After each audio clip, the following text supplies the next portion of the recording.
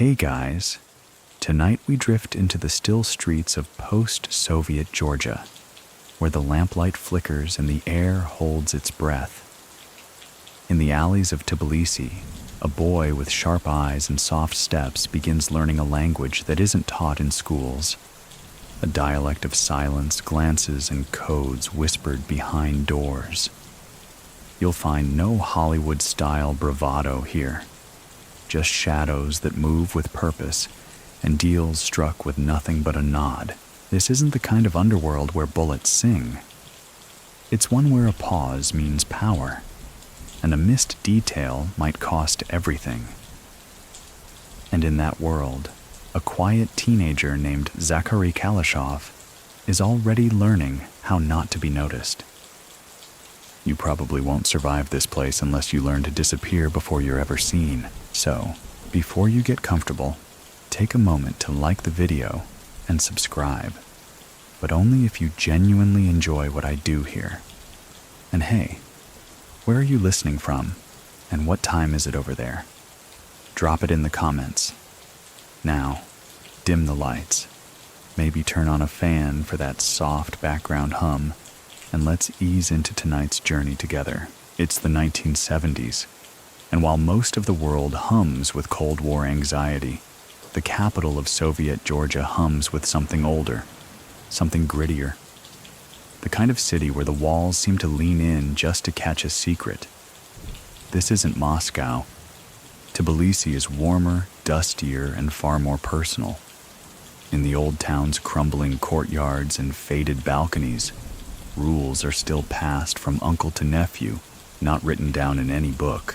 Zakhary is just a child when he first watches men gather at dusk under a leaning walnut tree behind his uncle's house. They don't wear uniforms, but they command the kind of respect that makes police cars keep driving. One of them gives him a coin once, not out of kindness, but as a test. The way he accepts it, head down, no thanks, no questions, tells them everything they need to know. He doesn't speak much, but he sees everything. In the bakery line, he notices who skips ahead. At the public baths, he listens to older men talk about imports, losses, and debts, words coded in steam and layered meaning. His father works nights as a security guard, but Zakhary suspects he's guarding something no one's supposed to know exists. By 12, he's fluent in criminal subtext. By 15, he's memorized which market stalls sell more protection than produce. And while his classmates dream of Moscow universities, he watches where envelopes pass hands, and how vodka toasts sometimes mean the end of someone's freedom.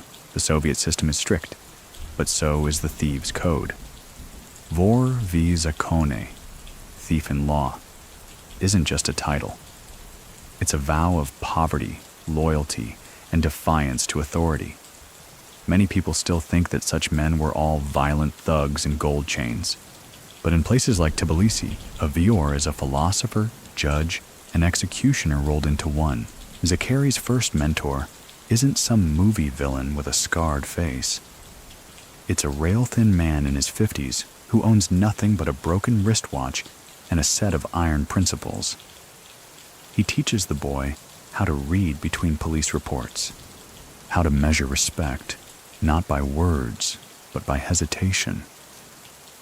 A good thief doesn't take, he tells Zakhary once. He is given, because they're too afraid to say no. The KGB watches everyone, but they're often too slow for local truths. The black market is thriving. Cigarettes from Bulgaria, jeans from Istanbul, car parts rerouted through Odessa. Zakhary doesn't run any of it yet, but he learns the ledger from memory. Who owes what? Who paid in silence? Who's about to vanish? There's one night he never forgets. He's 17. A man is dragged into the back room of a billiards club, not for violence, just to talk. Zakhary doesn't enter. He sits on a wooden crate nearby, pretending to fix his shoe. He hears no shouting, no strike, just silence. 10 minutes later, the man walks out pale, trembling, and with empty hands. He's gone the next morning. That's when Zakhary understands. Fear doesn't always need to raise its voice. He starts helping his uncle collect debts, quietly. No fists, just a few words, a knowing smile, and sometimes the subtle placing of an object on a table. A pawn ticket, a photo, a folded napkin with initials. One man refuses, just once. He calls Zakhary a child and slams a door. 2 days later, his meat delivery goes missing, and his store floods from a broken pipe that no plumber can fix. The man apologizes, red-faced and sweating, placing the owed rubles into Zakhary's jacket pocket like a tip. Did Zakhary arrange all that? Maybe, maybe not. But from then on, doors open when he walks by. The older generation watches him, not with affection, but with calculation. Some think he's too cold, too modern. Others see the future in his eyes. He doesn't gamble, doesn't drink, and rarely smiles. But when he speaks, people lean in. One day, a guest from Moscow visits, a former boxer turned fixer. He takes Zakhary aside and says, "You're wasted here. You think too much."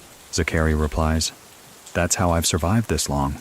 That line would follow him for decades. As the Soviet Union begins its slow collapse, many rush to grab what they can. State assets, empty apartments, entire industries. Zakhary doesn't. He waits, watches, lets others reveal their hands, and when the dust starts to settle, he'll be one of the only ones left holding cards worth playing. Zakhary doesn't rush. That's what unnerves people most. While others in the post-Soviet scramble trip over themselves to claim gas stations, nightclubs, and half-legal shipping permits, he simply waits, like a man letting a tide come in rather than chasing it out. It's the early 1990s. The Union has crumbled. Tbilisi is raw, nervous with hunger and opportunity. Former Soviet officers have traded uniforms for suits. Crime is no longer whispered about. It walks in daylight now, sometimes in a government car. People are scared, but also greedy. And when those two emotions hold hands, strange things happen. Zakhary is now in his 20s. No one calls him boy anymore. He doesn't command with volume. He simply enters a room, and chairs get pulled back, conversations lower, and the TV gets turned off. People listen to silence when he's in it. He begins to assemble a group, not a gang in the flashy sense. There are no tattoos or gold chains, no roaring motorcades or karaoke nights. Instead, his team wears blazers and carries briefcases.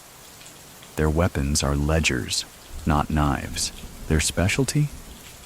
Logistics. Sounds boring, doesn't it? But think of it as the nervous system of organized crime. Moving trucks, customs paperwork, lost containers. They don't steal products. They reroute them, sometimes even legally. And in the chaos of a dissolving empire, who's checking the stamps? One of Zakhary's first big scores isn't a heist. It's a recovery. A factory in Rostovi, once used to build parts for Soviet tanks, now stands abandoned. But its machines still work. He convinces a former manager to restart it, not for war, but for packaging. Flour, sugar, tobacco. Legal on paper. But the supplies? That's fuzzier. Some come from border errors. Others from friendly warehouse swaps in Armenia or Azerbaijan. The details don't make it into invoices. People notice the consistency. While rival crews lose trucks to bribes or brutes, Zakhary's cargo always arrives, on time, underweight, and above suspicion. That's how reputations are built. Not through blood, but through dependability. By now, he's got 3 phones. none registered in his name. He answers none directly. If you want a favor, you go through Lavani, his soft-spoken associate with a face like a postal clerk. Lavani never threatens. He just asks, "Will you be available tomorrow at 9:15? That's how they do it. No yelling, no beatdowns in alleys. Just questions phrased like weather updates. Around this time, a journalist in Tbilisi tries to connect Zakhary's name to a series of vanishing truckloads, worth millions. The article never runs. The paper folds. The journalist is later seen vacationing in Cyprus. Still, many people believe Zakhary was more of a myth in those early days. His name rarely appears on documents. He owns nothing officially. Yet warehouses bearing different flags seem to hum in perfect sequence, like gears in a single machine. "So what do you think?" some ask, sipping bitter coffee in Tbilisi cafes. Was he behind it all? Or just the whisper they blamed when things ran too well?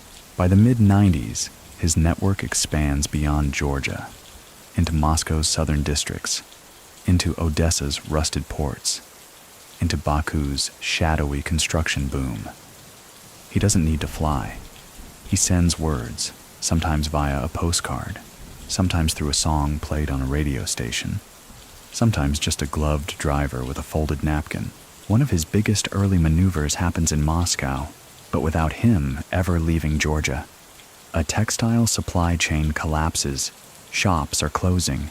People are furious. Zakhary reroutes Turkish cotton through a forgotten Soviet pipeline. Stores reopen. Prices stabilize.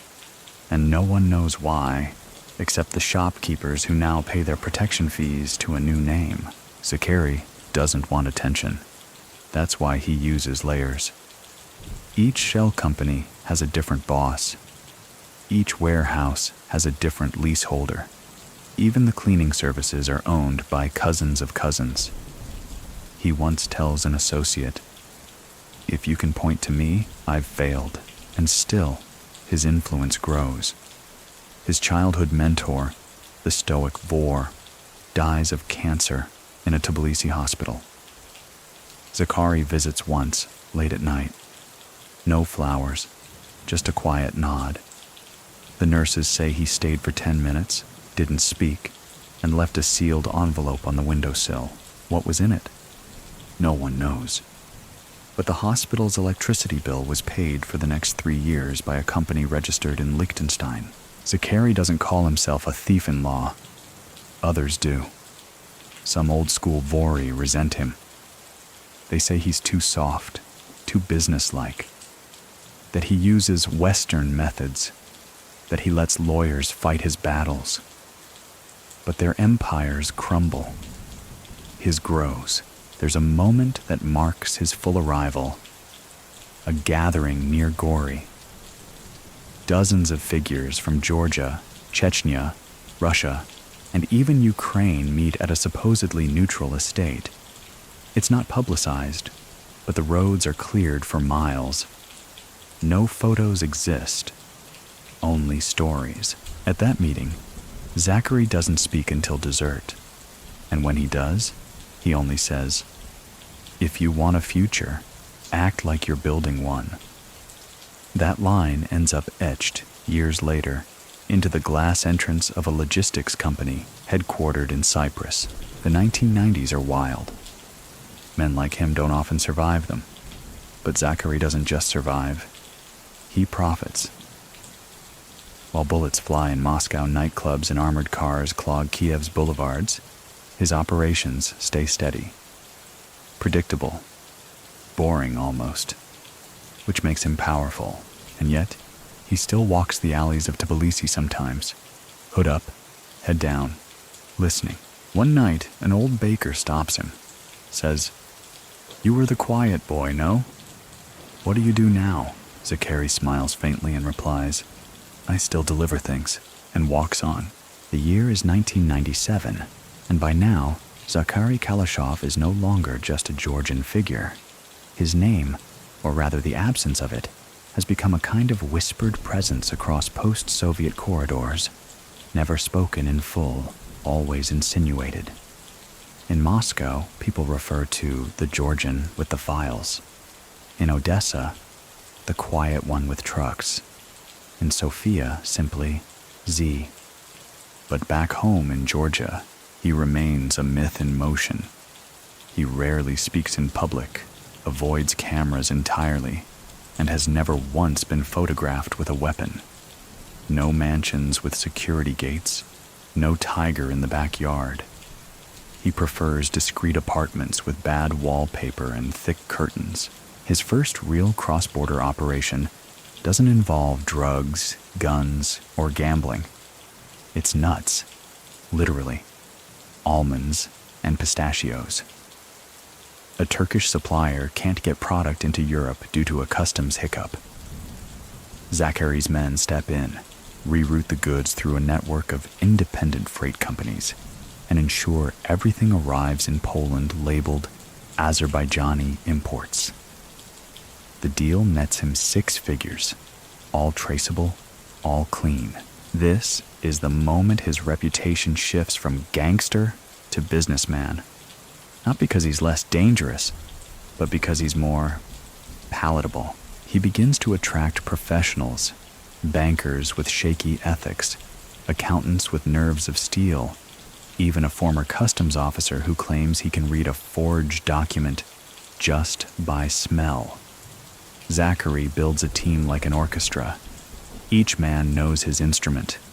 No solos allowed. One of them, a soft-spoken Armenian named Ashat, runs what appears to be a logistics school in Yerevan.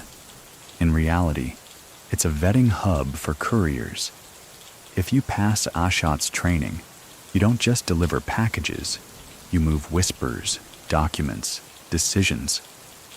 The graduates never speak of the curriculum. Ashat once says, "I teach them how not to exist between borders." Zakhary replies, "Good, because I need them to carry things no one can touch." One courier delivers a single envelope across 5 countries, never changing cars or tickets. Another walks through a border check with a chocolate bar that, chemically, mimics a data stick. No one is ever caught, and yet, violence is never far. A rival crew in Rostov tries to hijack one of Zakhary's trucks, allegedly containing Italian marble tiles. The crew disappears. One man turns up months later running a car wash in Siberia, mute, visibly shaken. He leaves the country soon after. Zakhary's signature isn't brutality, it's permanence. When you cross him, you don't die. You relocate, quietly, indefinitely. Many people still think that Zakhary avoided bloodshed out of morality, but others suspect it was strategy. He knew blood leaves trails, one investigator muttered once. Paperwork doesn't. Despite the spread of influence, Zakhary remains loyal to one principle: no public image, no interviews, no coded messages and rap videos. If someone prints his name, he makes a quiet call. If someone insists on meeting him, he sends someone else, usually someone forgettable. The kind of person you wouldn't notice in a train station, or maybe already have. That invisibility becomes his brand. And in the underworld, that kind of anonymity is a kind of armor. Or, in his case, a tailored gray overcoat with reinforced seams and nothing in the pockets. Still, the 1990s aren't easy. Georgia is unstable. The economy flickers. Zakhary starts spending more time outside of Tbilisi, first in Moscow, then Vienna. Vienna becomes a soft base, a place where expensive silence is easy to buy, and the right waiter can deliver a passport with your espresso. In Vienna, something happens. A summit. Not political, not criminal, something in between. 6 men, 3 languages, 1 shared meal. They meet in a private back room of a brasserie near the Danube, far from prying eyes. Among them are Armenians, Russians, Bulgarians. and one Swiss banker with a crisp accent and zero facial expression. Zakhary says very little during that meal, but when he does, he lays out a theory. Organized crime needs rebranding, not through image, through function. We don't need to control territory, he says. We need to control delivery. From that moment on, his nickname among insiders becomes the Dispatcher. What he proposes is radical for the Eurasian criminal ecosystem. Shared lanes, rotational drop points, and seasonal laundering. He compares it to agricultural cycles. You don't plant cotton in January, he tells them. Why run heroin that month either? Not everyone is on board. One Ukrainian dismisses the plan, calls him too tidy. That man's chain of stores burns down 6 months later in an unrelated electrical fire. Zakhary never references that meeting again. But afterward, the regional networks begin running smoother. Fewer arrests, fewer leaks, more clean money floating into construction, tech, and even retail. A series of e-cigarette kiosks appears across Romania and Hungary. No one thinks twice, and yet, through it all, he remains distant, detached, the kind of boss who never raises his voice, never attends the weddings or funerals. Some say he doesn't drink. Others say he drinks only when someone betrays him. He still returns to Georgia now and then, slips in unnoticed, checks on his family, what's left of them. He funds a small school in the mountains under a different name, pays for their books and heating, but never visits during the day. One teacher says she saw him once, watching from the trees near the soccer pitch, hands in pockets, unmoving. So, what do you think? Does a man like that have a heart, or just a perfect sense of optics? Back in Vienna, one night in 1999, he's spotted dining alone. 3 courses, no phone, no notebook. A violinist plays near the window. When asked later what he ate, the waiter said, "He didn't touch the food, just listened to the music and left a tip in Georgian lari." The table is still reserved every Thursday. By the time the new millennium slides in, unnoticed beneath the snow-strewn rooftops of Europe, Zakhary Kalashov's name has become less of a name and more of a rumor. Not because he's gone underground, but because he's elevated, above street dust, above border stamps, floating in the legal limbo of layered shell companies and forgotten bank vaults. He's now officially retired from Georgia, though no one can say from what. In practice, he simply moved his chessboard westward. Spain becomes his next orbit, specifically Marbella, a Mediterranean town soaked in sun, soft jazz, and luxury real estate that always seems to switch hands quietly. But the roots of this move were planted earlier. It begins with a dinner in Vienna, a different one, more intimate. 2 guests, 1 hostess, no bodyguards. The guest opposite Zakhary that night is a Greek shipping magnate with Russian debts and Spanish permits.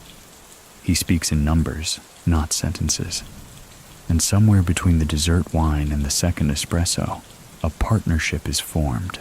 A month later, Zakhary's new company, on paper, just an importer of Mediterranean olives, opens a warehouse in Valencia. That warehouse, oddly enough, shares a back wall with one handling tobacco, another moving sports supplements, and one more that's supposedly dedicated to antique furniture restoration. No one's ever seen furniture go in or out. Marbella is chosen for its charm, yes, but more for its rules. The Spanish coastline, by the early 2000s, has become a Riviera of reinvention.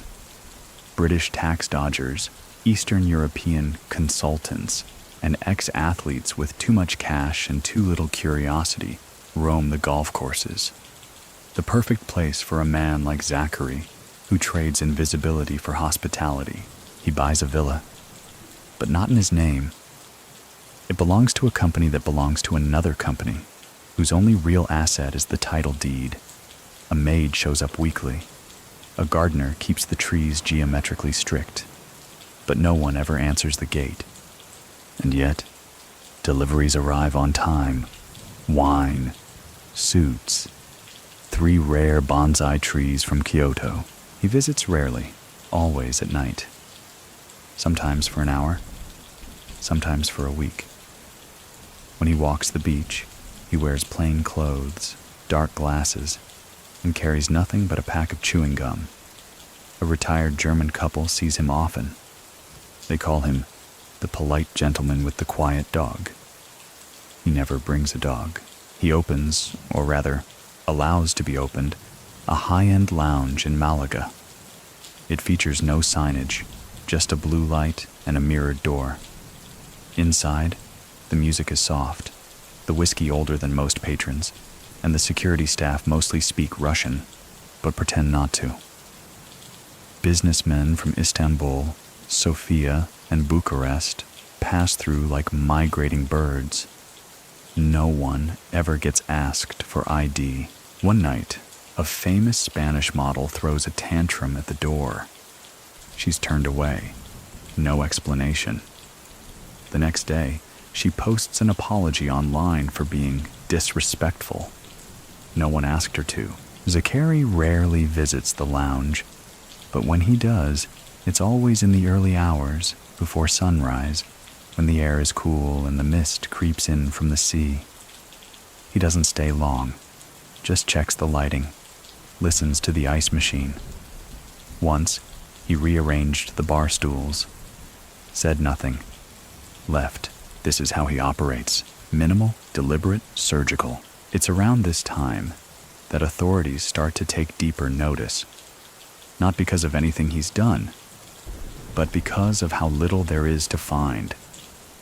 Spanish intelligence, working with Europol, compiles a list of his properties, or tries to. They find nearly 24 tied to his circle: restaurants, shipping docks, luxury rentals, but none bear his name, his fingerprints, or even his phone number. One frustrated official says, "It's like trying to arrest a habit." Still, they try. Wiretaps are placed. Phones are monitored. But Zakhary doesn't speak on phones. He uses phrases through third parties. Phrases like, "The package might need repackaging," or "The road's too clean today." Vague enough to mean nothing. Precise enough to trigger change. One of his lieutenants, known only as Zurab, is caught at a checkpoint with 5 passports. He says he's collecting them for a film project. The judge dismisses the case. Zurab disappears. Later turns up in Monaco, managing a yacht charter business. The quiet style begins to attract attention beyond Europe. In Israel, a journalist writes a long feature calling Zakhary the accountant of crime. In the US, the FBI puts him on a watch list, not for anything specific, but for everything unspecific. A few US firms suddenly cut ties with Eastern European shipping partners. No reason given. Meanwhile, Zakhary invests in infrastructure, not just buildings, but systems. Payment systems, customs clearance software, small telecom startups. In Bulgaria, a tech firm is bought, dismantled, and rebuilt under a new name. It now handles warehouse scanning for multiple ports. Guess who owns it? No one can say. And this is the brilliance of it all. He's not a gangster. He's a system operator. One contact says, "Zakhary doesn't sell drugs or weapons. He sells flow. If you want something to go from A to B without anyone noticing, you talk to him."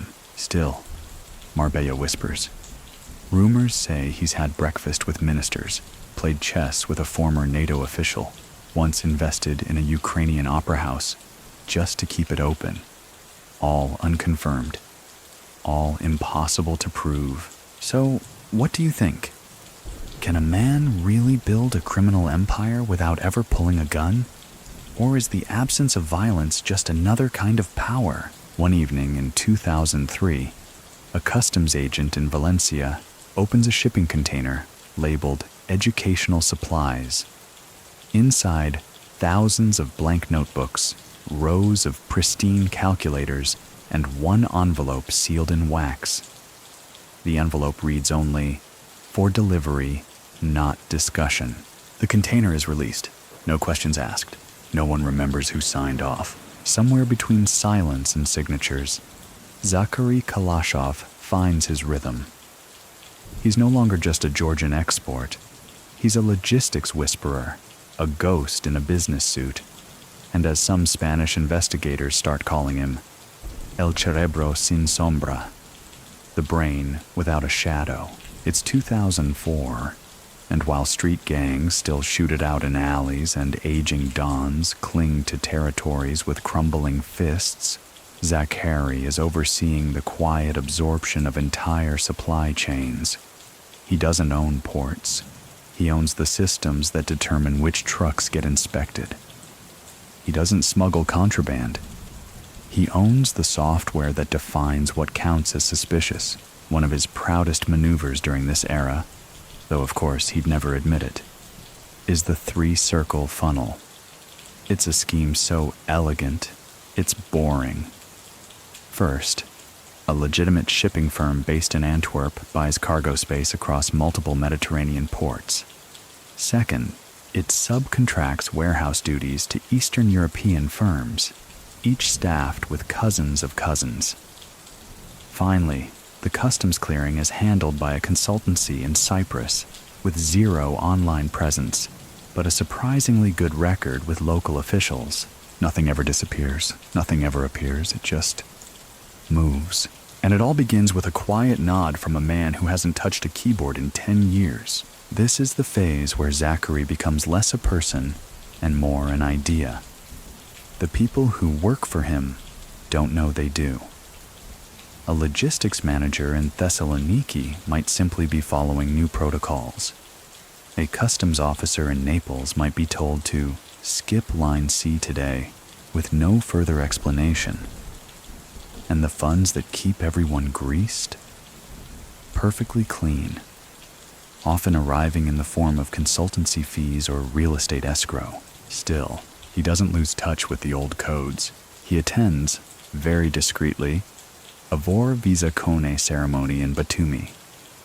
It's unusual for someone of his stature. Most believe he's far past the point of observing ritual, but Zakhary believes in balance. The ceremony is held in a coastal apartment, curtains drawn, phones wrapped in foil. He arrives alone in a rental car, wearing no jewelry. He stays 20 minutes, says little, leaves a sealed envelope. Again, what's in it? No one knows. But the newly sworn vor receives a scholarship to study law in Berlin 6 months later. One of Zakhary's more controversial moves comes when he starts advising local underworld figures in Spain and Italy to go digital. He urges them to abandon old habits, street dealing, extortion, flashy clubs, and instead invest in warehouses, data centers, even cryptocurrency platforms.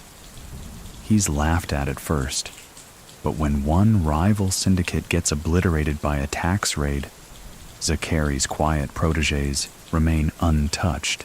By now, he's gained another nickname in closed circles, the CEO of Silence. Not a bad name for someone whose office exists in hotel lobbies, whose meetings happen mid-walk along canals, and whose documents are stored in legal firms that don't even know they're his. In 2005, a small article surfaces in a Georgian newspaper, speculating about Zakhary's involvement in a number of gray market restructurings. It mentions him by full name. The journalist vanishes, not violently, just quietly. Her byline stops appearing. She resurfaces a year later, writing about wine festivals in rural France. Many people still think that Zakhary wielded some political protection, possibly even ties to intelligence services. Others argue that he was simply too valuable. He kept things running, one ex-customs official says under breath. Not just for the criminals, for everyone. What Zakhary does next only deepens the mystery. He purchases a majority stake through 4 layers of cutouts in a Lithuanian IT company. Ostensibly, the firm builds routing software for trucking companies, but the code is proprietary. And the servers? They're housed in a fortress-like facility outside Kaunas with biometric access and zero press access. Why would a man with a background in organized crime care about cargo routing algorithms? Some think it's the final step. Total control, not just of goods, but of the information flow behind them. Others believe it's a decoy, a way to bury something larger behind layers of legal complexity. Still, the company begins to win contracts across Europe, quietly but steadily. Ports in Romania, distribution centers in Slovakia, even a testing site in Sweden. No press coverage, no ribbon cuttings, just cold efficiency. Meanwhile, Zakhary's public life shrinks even further. He ceases appearing in photos, even casual ones. His staff, if you can call them that, are discouraged from referring to him directly. They use initials, signals. One driver simply calls him the return address. He stops traveling commercially. When he does move, it's by train or rented car. If you want to find him, you have to find a delay, a gap, a silence. That's where he is. At a dinner in Marseille, a financial analyst leans in and says, "Zakhary, he's a myth, like Santa Claus with a money clip." Her colleague replies, "Santa Claus doesn't own a shipping line in the Adriatic, so what do you think? Is this the genius of the man, building an empire out of invisibility? Or are we simply filling in the blanks with legend?" There's one story from 2005 that captures his flavor perfectly. A luxury yacht docks in the port of Malaga. It belongs to a Greek businessman. On board is a shipment of rare wines, artwork, and, buried deep in the manifest, several crates of untraceable Chinese tech equipment. Customs doesn't inspect it, not because they're bribed, because the system flags it as pre-cleared by bilateral agreement. That flag, written into the routing software developed by that Lithuanian firm. The flag disappears 24 hours later. The crates are never seen again. Zakhary, allegedly, was spotted 2 days later having coffee alone in Seville, wearing gray, holding a paperback. No one knows which book. Some men move product. Zakhary Kalashov moves uncertainty. It's now late 2005, and in cities that never once hosted his footprint, Paris, Prague, Munich, packages arrive, contracts close, and bank wires whisper through clearinghouses without delay.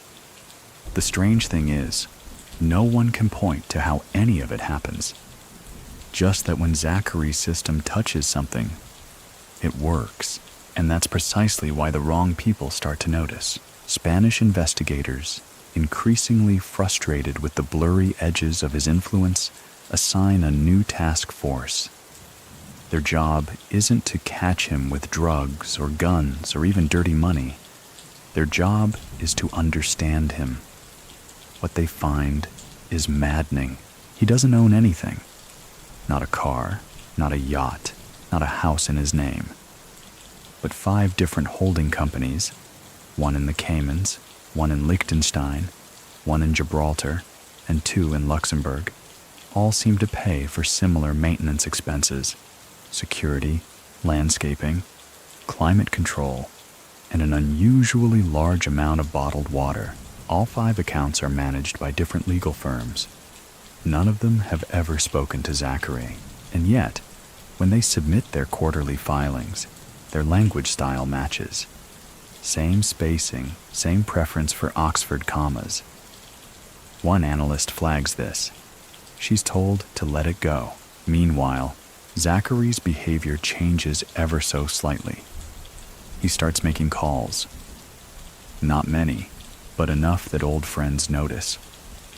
From a hotel room in Geneva, he dials a contact in Moscow. The message is simple. They're paying attention. The recipient replies, "Should we disappear?" Zakhary says, "No, we redirect." This is the beginning of what would later be called the clean shift.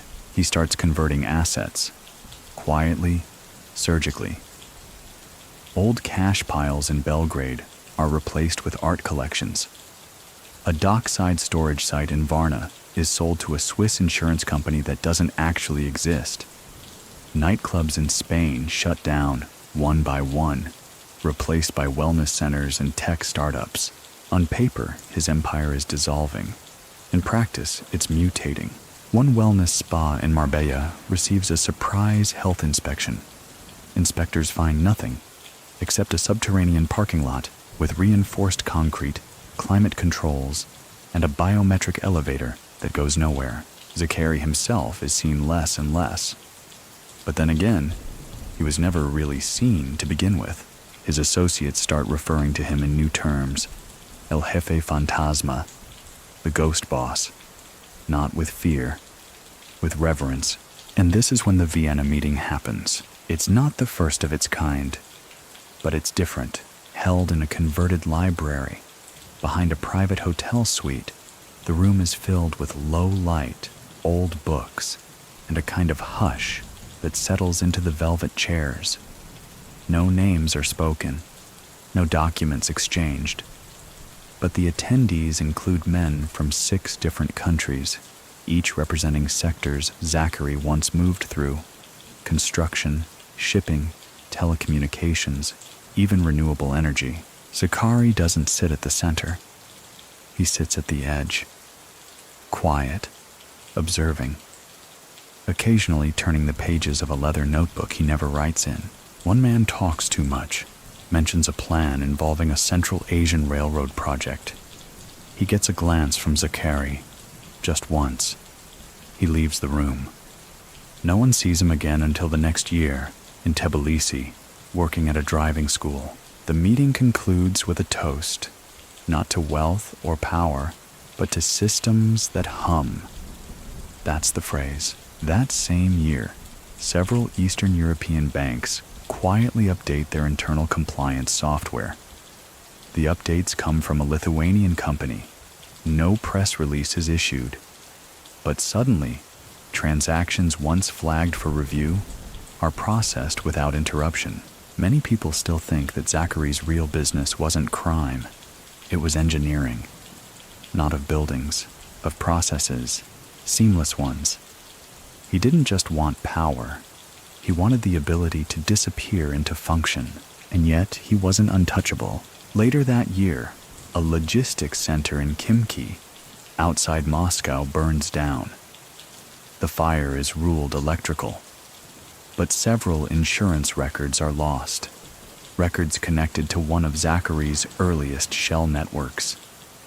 It's the first significant misstep in years. He says nothing publicly, but those close to him notice a change. More meetings, more layers, and, most notably, a flight to Dubai. He checks into a suite under an Armenian pseudonym. Doesn't leave for 3 days. Then, one morning, he walks to a cafe, orders mint tea, and watches the street. That's where it happens.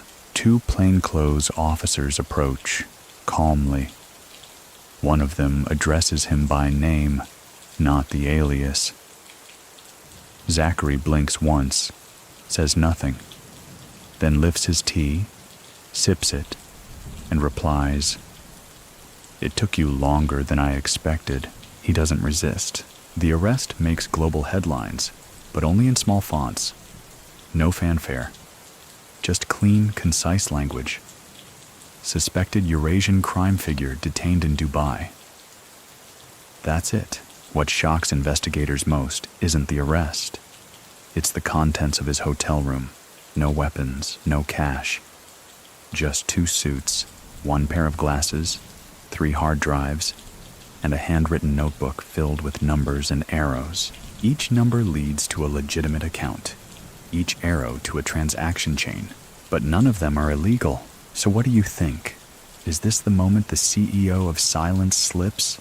Or just another move in a game none of us can fully see? Back in Marbella, the villa remains untouched. Lights on a timer. Plants watered by a drip system. A housekeeper arrives weekly, dusts invisible footprints, and plays a Bach sonata on a record player just once before leaving. Neighbors say they haven't seen the polite gentleman in months, but the wine still arrives. Dubai authorities expected drama, at least some resistance, a legal team scrambling, diplomatic tension. What they got instead was a man who folded his clothes before stepping into custody, handed over 2 phones without passwords, and asked for nothing but still water. Zakhary Kalashov's arrest in late 2005 is a ripple in still water. No shouting, no protest, no handcuffs until inside the building. And when asked if he understood the charges, he tilted his head slightly and said, "I understand you have a list. I'll listen." He's held in a discreet holding facility outside the city, not because he's dangerous, no one believes he'd throw a punch, but because too many people might want to visit. By now, Kalashov's name has passed through the mouths of at least 5 intelligence agencies and 20 banking compliance departments. Everyone has a file on him. No one has an actual fingerprint. In Spain, where many of his alleged operations are based, prosecutors quietly prepare extradition papers, not for murder, not even for racketeering, but for belonging to an organization. A vague enough term to cast the net, but specific enough to sound serious. Meanwhile, Zakhary sits. He eats lightly. He reads. And when a junior agent tries to strike up a conversation, he replies softly, "Don't speak to me unless it's your idea." In Tbilisi, old acquaintances react with a mixture of anxiety and resignation. Some fear their names are in that notebook. Others think the man arrested isn't really him, just a stand-in, someone who agreed to carry the name to confuse the trail. That theory gains traction online. The real Kalashoff is still in Vienna. The man in Dubai speaks with a northern Georgian accent. It's a plant, but the Spanish believe they've got their man. And soon, after a quiet, diplomatic shuffle, he's flown to Madrid under high security conditions, though no restraints are visible. At the press conference, the Spanish Interior Minister says, "This is a significant blow to Eurasian organized crime." He smiles tightly, doesn't take questions. Zakhary's arraignment is private. No photos, no video. He's represented by a lawyer who once defended a prince, and later, a pyramid scheme. She describes him as polite, informed, and completely at ease. When asked how he pleads, he answers, "I'll leave that to you."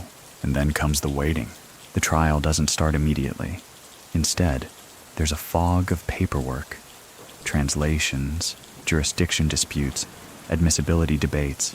Zakhary's legal team delays, not to stall, but to stabilize. They challenge every document, request every log, force the prosecution to trace every financial breadcrumb. Most lead to legal transactions. Some are confusing. None are fatal. Still, he remains behind bars. But here's the twist. He's not idle. From inside, Zakhary begins to manage. A note passed through his legal folder, later intercepted, contains no threats, no names, just one line. If the left hand stalls, the right must keep moving. Authorities aren't sure what it means, but within 2 weeks, several shell companies associated with his circle begin transferring assets, property, logistics licenses, cryptocurrency to new owners. The recipients are clean, recently graduated, no known criminal ties, just fresh faces who suddenly find themselves owning freight companies in Montenegro. It's not magic, its structure. One investigator admits, he didn't run a mafia, he ran an algorithm. In Madrid's Soto del Real prison, Zakhary keeps to himself. No trouble, no complaints. He joins no factions, doesn't make calls, doesn't take visitors, except one. A quiet man in his 60s with a Greek passport, visiting under the name Ioannis Melas. He stays exactly 17 minutes, leaves with a paperback copy of Don Quixote, Spanish edition, margin notes missing. Meanwhile, outside, his empire neither collapses nor flourishes. It adjusts, like a building with hidden reinforcements. The public-facing lounges and logistics fronts begin to fold or sell.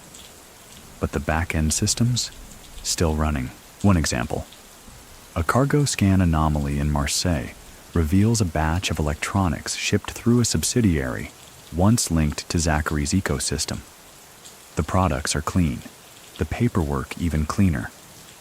But the route used, Tbilisi to Sofia to Athens to Morocco to France, matches the same pattern seen in cases 5 years earlier. Coincidence? Maybe. Still, the Spanish press begins to lose interest.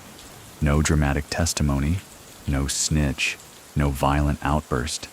Just a man who writes, sleeps, and moves pieces most people can't see. So what do you think?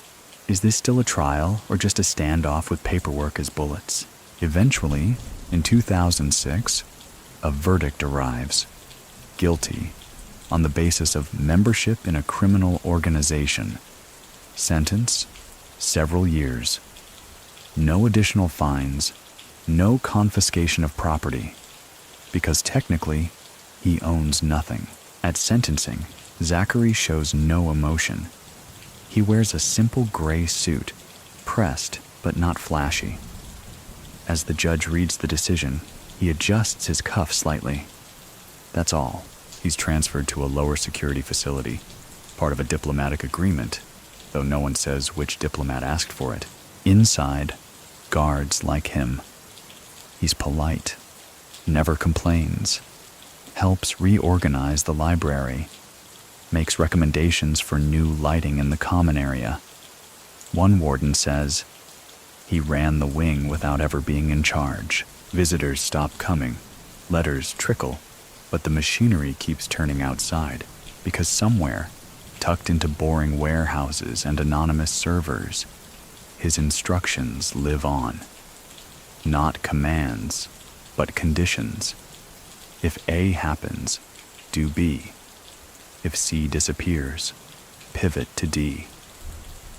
The Syndicate doesn't wait for him. It doesn't need him anymore, because that's what he built, not a kingdom, a protocol. One rainy morning, a journalist interviews a former associate, an old man who once handled freight permits. She asks, "Did Kalashoff scare you?" He laughs softly. "Scare me? No. He made me early for every appointment. I never knew if someone was watching." The prison years glide by, not in boredom, but in deliberate, measured quiet. Zakhary Kalashov doesn't pace, doesn't brood, doesn't scribble a memoir. He organizes. At Soto del Real, the other inmates come to expect small changes. Unexpectedly fixed hot water, books arriving in the correct languages, meal schedules improving by a minute or two. None of it official, none of it acknowledged. Just smoother. He's not pulling strings through bribes or threats. That would be too loud. What Zakhary does instead is suggest. A folded note here, a comment passed casually to a guard who likes chess, a donation made anonymously to the warden's alma mater. Soon, things align. Not dramatically, subtly. Like a room slowly warming without anyone touching the thermostat. By 2008, investigators begin to suspect that prison hasn't slowed him. It's insulated him. There are no calls, no phones, no slips of contraband. And yet, companies once thought dormant start quietly acquiring licenses again. A shipping line in Varna, previously liquidated, is re-registered under a holding group based in Ireland. That holding group, traced to a Russian-French investment firm known for precision logistics. No red flags, just movement. A name surfaces, one that wasn't in earlier reports. ZK Maritime Holdings. ZK. A coincidence? Possibly, except the logo, minimal, almost too elegant, features a faint wave folding into itself. It appears on packaging crates in Thessaloniki, Rotterdam, and eventually Dubai. Always legal, always audited, but always there. At a strategy session inside Spain's criminal intelligence agency, an analyst lays out a map, not of people, of processes, arrows showing routes, banking flows, and timing. At the center, no face, just a name circled in pencil, Kalashoff. The agent whispers, "He's managing this like supply chain software." Meanwhile, back in prison, Zakhary is moved to a medium security wing. Behavior, exemplary. Psychological profile, reserved, articulate, and possibly disassociated from social consequence. Translation: he doesn't break rules, he edits them. He reads constantly, favors historical non-fiction, books on empire building, particularly the fall of Byzantium. A guard catches him once tracing a map of medieval trade routes into the margin of his book. Not for nostalgia, for utility. During this time, a curious piece of gossip emerges, that Zakhary has never once laughed while incarcerated.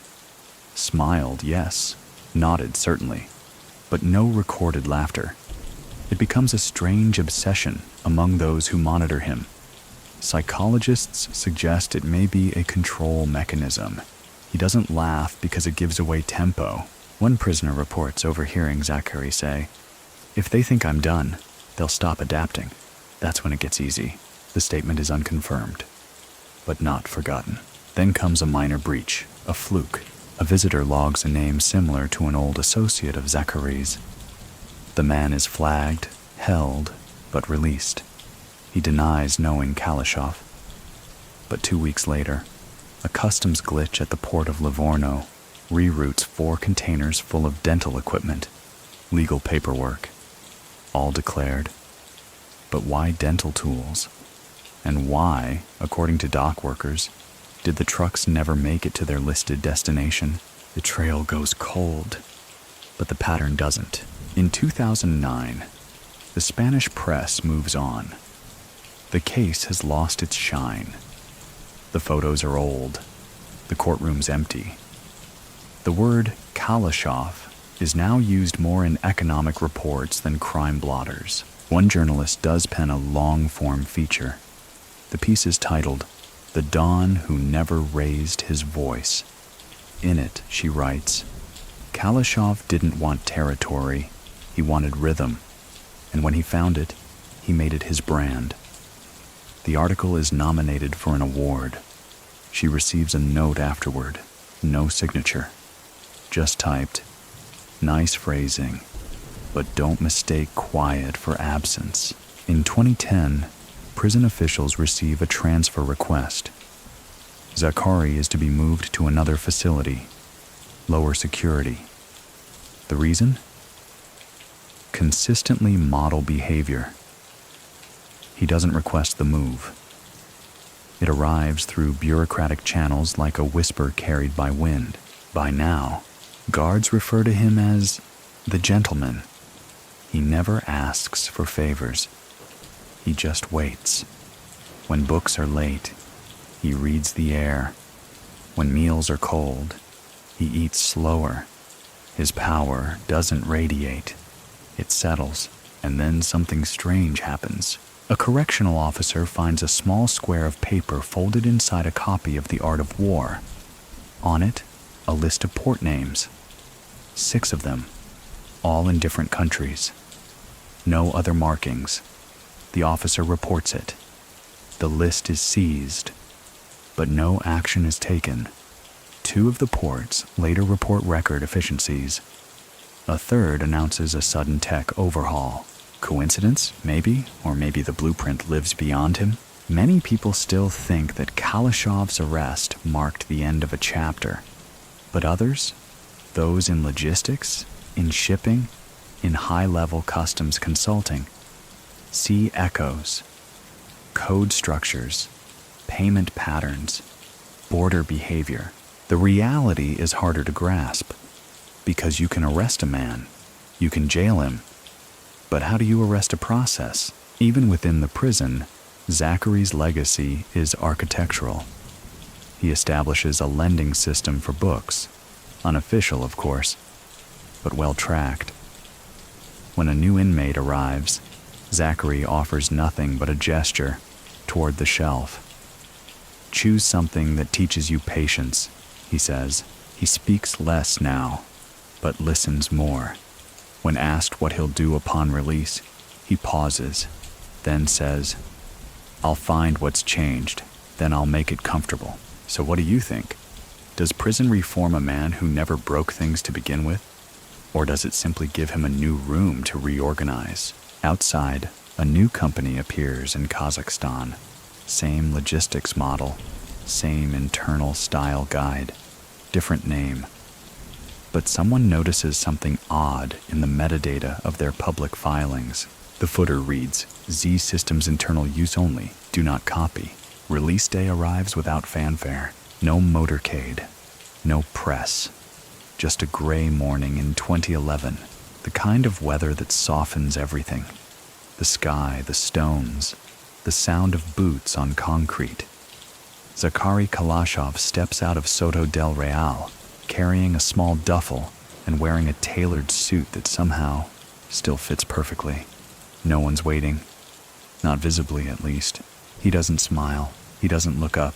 He simply walks from the outside. It appears as though he's stepping into retirement. He's served his sentence, hasn't contested the process, and has never been convicted of a violent crime. He should fade, dissolve into the folds of an ordinary, quiet life. But that's not Zakhary's way. He doesn't return. He adjusts. Within weeks, something peculiar happens in Dubai. A consultancy firm with a forgettable name opens a new office on the 32nd floor of a waterfront tower. Its listed director is a former translator for a Baltic freight council. Its capital comes from a fund registered in the British Virgin Islands. And its business? International process audits. What does that even mean? It means Zakhary's already back. Only now, he wears gloves made of Excel sheets and algorithms. He doesn't speak to the press. He doesn't sign documents. He doesn't even show up in meetings. But his influence is unmistakable. Companies begin to shift their procurement models. Ports adjust schedules. Courier firms receive updated protocol. Slightly more efficient, slightly less traceable. In Georgia, he returns briefly to Tbilisi. Quietly, without notice. He visits a small cemetery at sunrise. Leaves no flowers, just a single folded paper beneath a headstone. Then vanishes. A week later, a local charitable foundation receives an anonymous endowment. The note accompanying it simply reads, "For the children of those who stayed quiet." That same month, he's seen, allegedly, at a private resort in Montenegro, walking the grounds before sunrise, speaking to no one. The resort denies he was ever there. Meanwhile, the authorities still watch. Spain keeps him on an informal list. Interpol retains an open folder. But there's nothing actionable. No calls. No bank activity tied to his identity. Just movement. Always movement. A new rumor surfaces that Zakhary is building something. Not another syndicate. Not even a business. A system. One that can operate even if he doesn't. An operational ghost that feeds itself, updates itself, and obeys rules written in ambiguity. And here's where things get surreal. A think tank in Brussels publishes a white paper on non-state logistical governance. Inside is a case study labeled only ZK. It describes a self-replicating operational framework with anonymous feedback loops. No proof it's about Kalashoff, but it feels like him. One former associate describes his methods like this. He didn't give orders. He gave if-then scenarios. You followed the logic, not the man. So what do you think? Can a person dissolve into a protocol and still shape the world? One of the most curious developments happens in Hong Kong. A fintech startup suddenly secures exclusive contracts to handle customs clearing micropayments in 4 countries. The technology mirrored on an early logistics program developed in Lithuania. Remember that? Analysts begin connecting dots. Slowly, cautiously. But again, there's nothing criminal, just unusually elegant infrastructure. Back in Europe, Zakhary adopts a pattern. He never stays anywhere longer than 30 days, rents under aliases, pays in crypto, converted legally through onshore brokers, leaves no emails, no photos. The only consistent element? Books. Always books. History, trade, migration, never fiction. A bookstore owner in Lisbon recalls a man who came in once a week for 3 months. Never spoke. Always paid in cash. His favorite author? Fernand Braudel, the French historian who described time as layers of motion, barely noticed but deeply felt. That sounds about right. At some point, people stop looking for Kalashoff. Not because he's gone, but because he's everywhere now, in fragments. A shipping standard adopted in Turkey mirrors one once used in Odessa. A security protocol at an Armenian data hub echoes language from a forgotten Spanish customs form.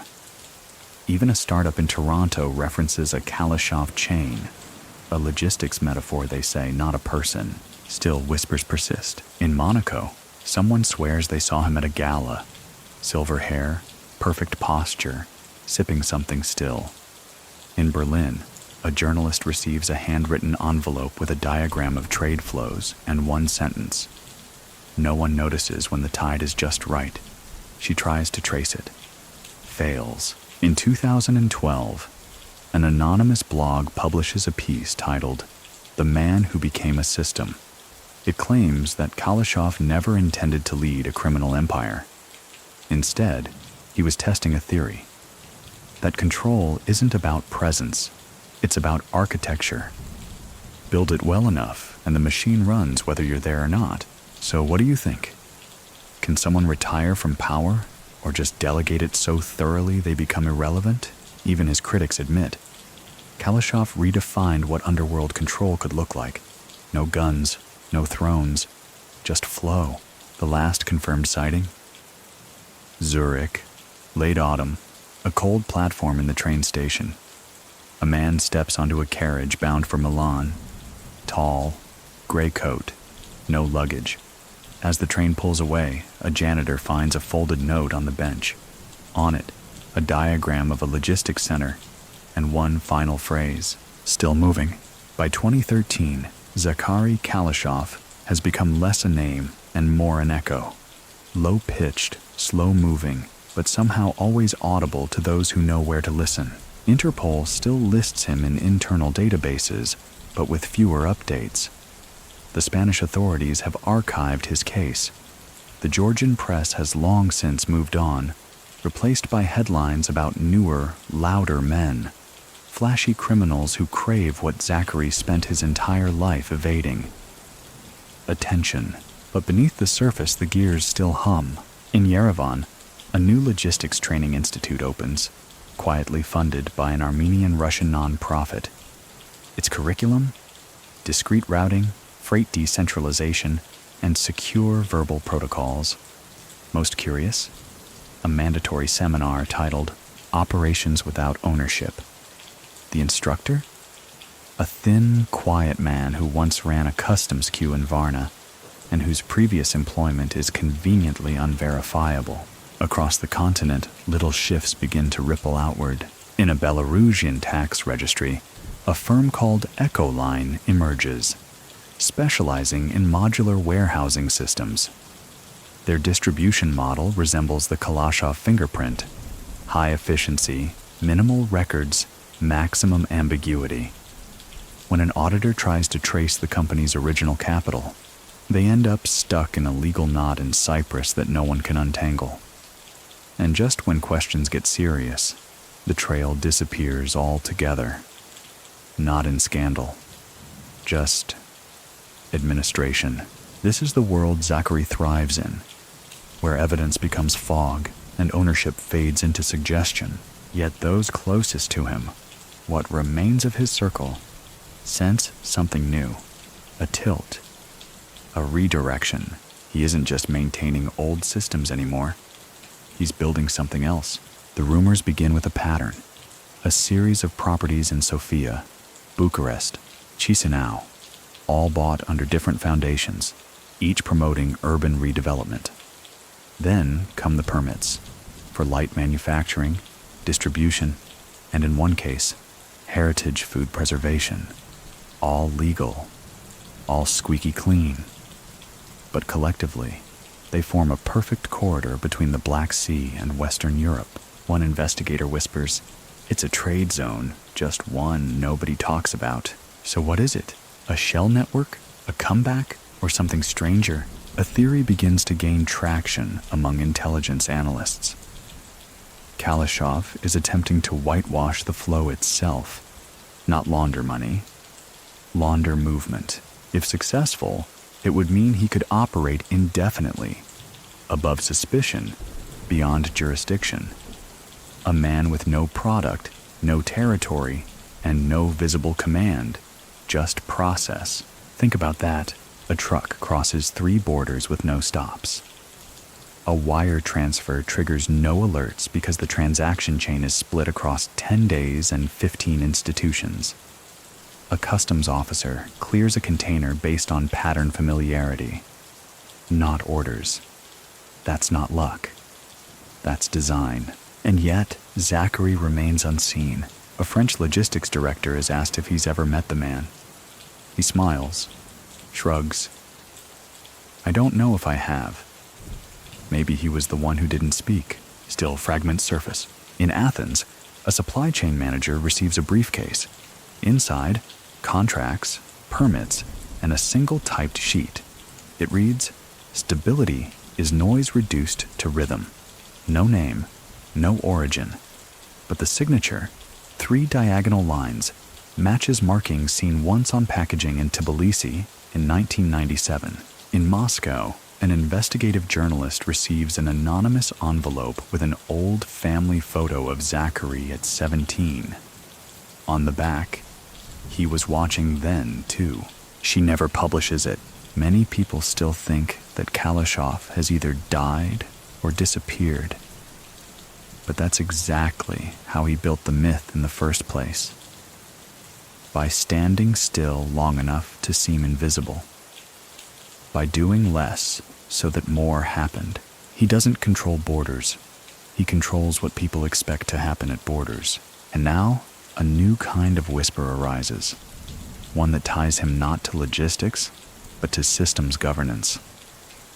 A white paper, supposedly co-authored by a Swiss think tank and an independent Eurasian strategist, circulates in corporate circles.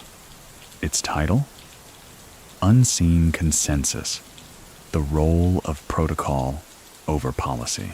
The concepts are hauntingly familiar: adaptive flow, strategic ambiguity, behavioral trust networks. None of it is criminal. All of it is Kalashovian. So what do you think? Can a criminal go so deep into clean systems that he becomes their backbone? In Madrid, a low-level investigator pulls an old box marked K2005. Dusty, forgotten. Inside, transcripts, photos, manifests, all once considered relevant. He reads a line from an intercepted conversation. Zakhary's voice, clear, calm. "If you want to make something disappear, don't hide it. Teach people how to expect it. That's not concealment, that's normalization." Elsewhere, whispers continue. In a quiet street in Tbilisi, an old cafe is bought and renovated. It has no website, no signage, but it's always full. No one pays with card. The house specialty? A black tea with mint served in silence. The owner? An older man with perfect posture who nods more than he speaks. A British tourist swears it's him. Her husband laughs. You think a criminal mastermind is pouring you tea? She doesn't answer. Just sips, watching the man stir a sugar cube with slow, steady rhythm. Time, as always, favors the quiet. By 2014, Zakhary Kalashov is not a man to most. He's an abstraction, invoked by cybercrime analysts, name-dropped by risk consultants, half-mythologized by criminology students in European universities. He exists in footnotes. He exists in patterns. And patterns are what he built his kingdom on. But here's where the story turns again. Because now, Kalashoff isn't just a ghost gliding between supply chains. He's a reference model. In corporate boardrooms in Vienna and Warsaw, phrases like the Kalashoff method are used unironically to describe decentralization strategies. A Belgian fintech startup coins the term gray logistics in a pitch deck and cites anonymous post-Soviet syndicate frameworks as inspiration. Zakhary's influence has shifted from underground tactician to business school cautionary tale, and yet he never speaks, never writes, never appears. Still, things continue moving. In early 2014, a string of mid-sized freight hubs in Central Asia are purchased, quietly, by a Hong Kong-based firm called Estreva Global. Publicly, they say they're building an eco-friendly logistics corridor. Privately, the deal is suspiciously seamless. No delays, no public scrutiny, no local resistance. Investigators notice one oddity. Each of the sites acquired is located within 50 kilometers of a railway line that was once controlled by Soviet military networks, routes Kalashoff knew well from his early days. Coincidence? Maybe. Or maybe he's folding old pathways into a new machine. Meanwhile, Spain remains watchful. He's no longer a person of interest, officially, but unofficially, agents still brief each other on Kalashoff-aligned anomalies, a late shipment here, a customs override there, no arrests, just questions. In Tbilisi, a statue is erected. Not to Zakhary, of course. That would be absurd. It's a statue of a book, closed, steel-bound, no title. On its spine is engraved a line in Georgian. Only those who know how to wait should turn the page. Locals say a man with silver hair visited during its installation, said nothing, and disappeared. In Istanbul, a freighter called the Echo Azure is detained briefly for irregular documentation. The cargo?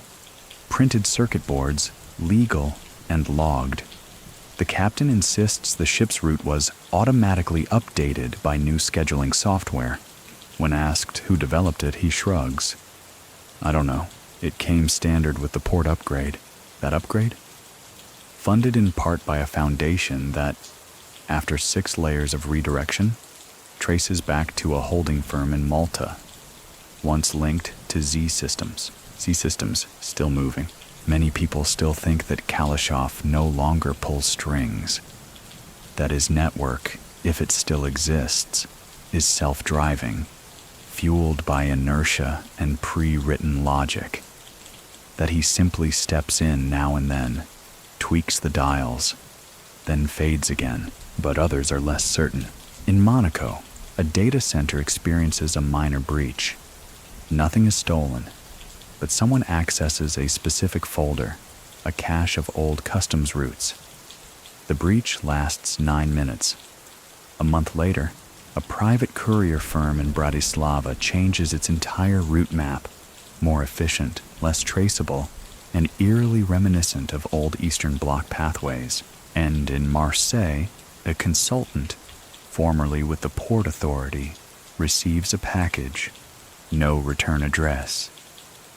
Inside, a hand-drawn diagram of a spiral staircase made of cargo crates, and a note that says, "You built steps when you could have built corridors." So what do you think? Is Zakhary gone, merely echoed through systems and men who borrowed his blueprints? Or is he still testing, refining, repurposing? One retired Georgian official gives his own answer. He doesn't need to be in the room anymore. The room behaves as if he is. In late 2014, a new company appears in Moldova, Flow Technologies. Its mission? Dynamic logistics adaptation for changing political environments. No investors listed, no founders, just a clean website, some suspiciously perfect contracts, and one curious Easter egg embedded in their code base. A function named Cal Ghost Node. Developers claim it's a coincidence, but someone had to name it. Back in Madrid, an intern doing an archival digitization stumbles on an overlooked photo, grainy, distant, but unmistakable. Kalashoff, seated in a courtroom hallway, waiting, alone, unbothered. The timestamp, 2006, scribbled on the back in a guard's handwriting. He looked like he was already gone, and yet the world still twitches in rhythm to his old tempo. In 2015, a luxury condo in Vienna is sold to a Bulgarian telecom consultant. The sale closes in 48 hours. The money trail involves 7 currencies, 4 crypto exchanges, and a Canadian brokerage. The entire thing passes compliance. But the final contract? It's signed with a digital certificate registered under the name Z.K. The cert is valid. The identity? Non-human entity. Automation loop. Even bureaucracy bows to rhythm. So what do you think? If he's not alive in the flesh, is he alive in the system? And if the system adapts, corrects, and persists, what's the difference? A final detail for tonight. In an unmarked cafe in Sofia, a man in gray sits alone, drinking black tea. The waiter notices something odd. He pays in cash, but always tips the exact same amount. 17.03 euros. Why that number? That's the date of Zakhary Kalashov's birth.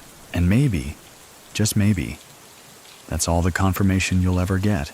By early 2016, Zakhary Kalashov has reached a rare kind of infamy, one where the absence of proof becomes its own form of validation.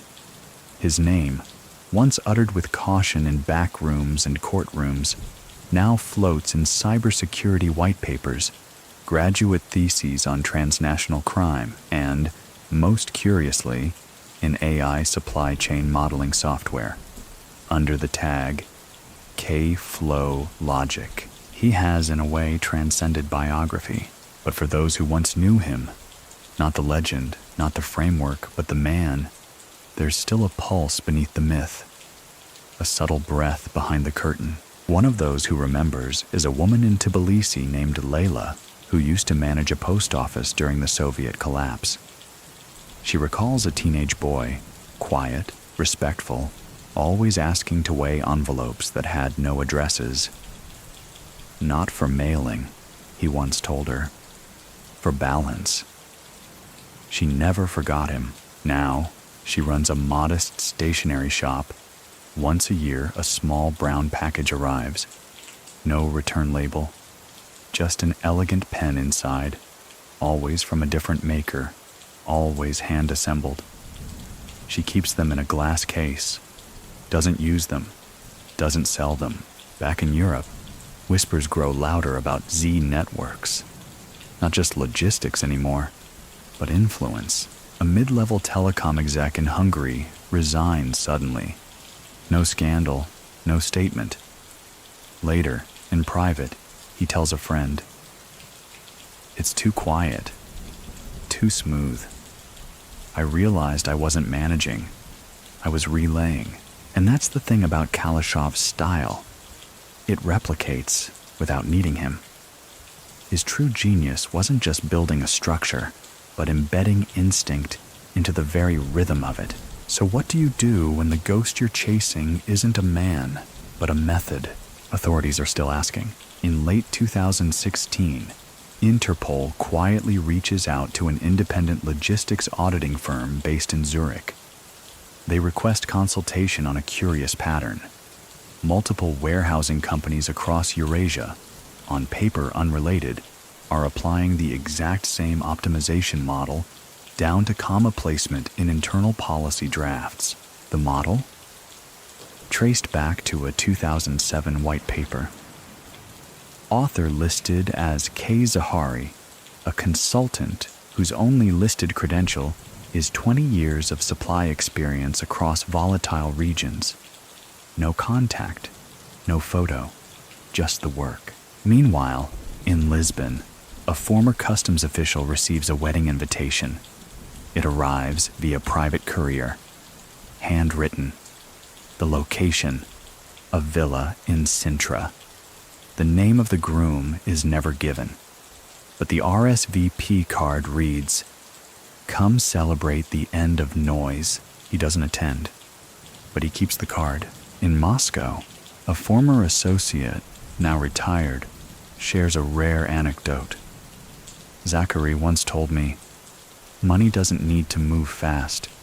People just need to think it's moving." He stirs his tea. That's how he beat us all. He made stillness feel like speed. By now, a second wave of criminal organizations, spread thin across post-Soviet states, Eastern Europe, and the Middle East, are emulating his model. But most fail. Why? Because they mimic the shape, not the discipline. Zakhary's empire wasn't built on fear or loyalty. It was built on tempo. Things happened when they should, not when someone shouted. That kind of precision can't be faked, but still many try. A cartel in Romania reorganizes into a decentralized cell network. A syndicate in Cyprus moves to cloud-based routing software. But none achieve the smoothness, the invisibility, the silence, because Zakhary's greatest skill was knowing what not to touch. So what do you think? Can a man teach others how to disappear without ever showing his face? Meanwhile, in a shipping control room in Hamburg, a technician notices an odd loop in their routing software. A package bound for Istanbul detours to Thessaloniki, then reroutes, perfectly legal, but unnecessary. The technician flags it. A supervisor shrugs. That's just how the system works now. And that phrase, it echoes. In 2017, a rare document surfaces in a Ukrainian port town, a memorandum from the early 2000s, internal use only. Signed at the bottom, Z. Kalashoff. It's a flow diagram, not of money, but of time. Blocks of activity aligned with geopolitical tension points. Next to each, a suggestion. If tariffs rise, reroute. If war breaks, pause. If peace holds, double. It's not criminal strategy, it's geopolitical choreography. Back in Georgia, someone finally notices the villa on the outskirts of Batumi. It's been empty for years, or so they think. The grounds are perfectly kept. Groceries arrive weekly.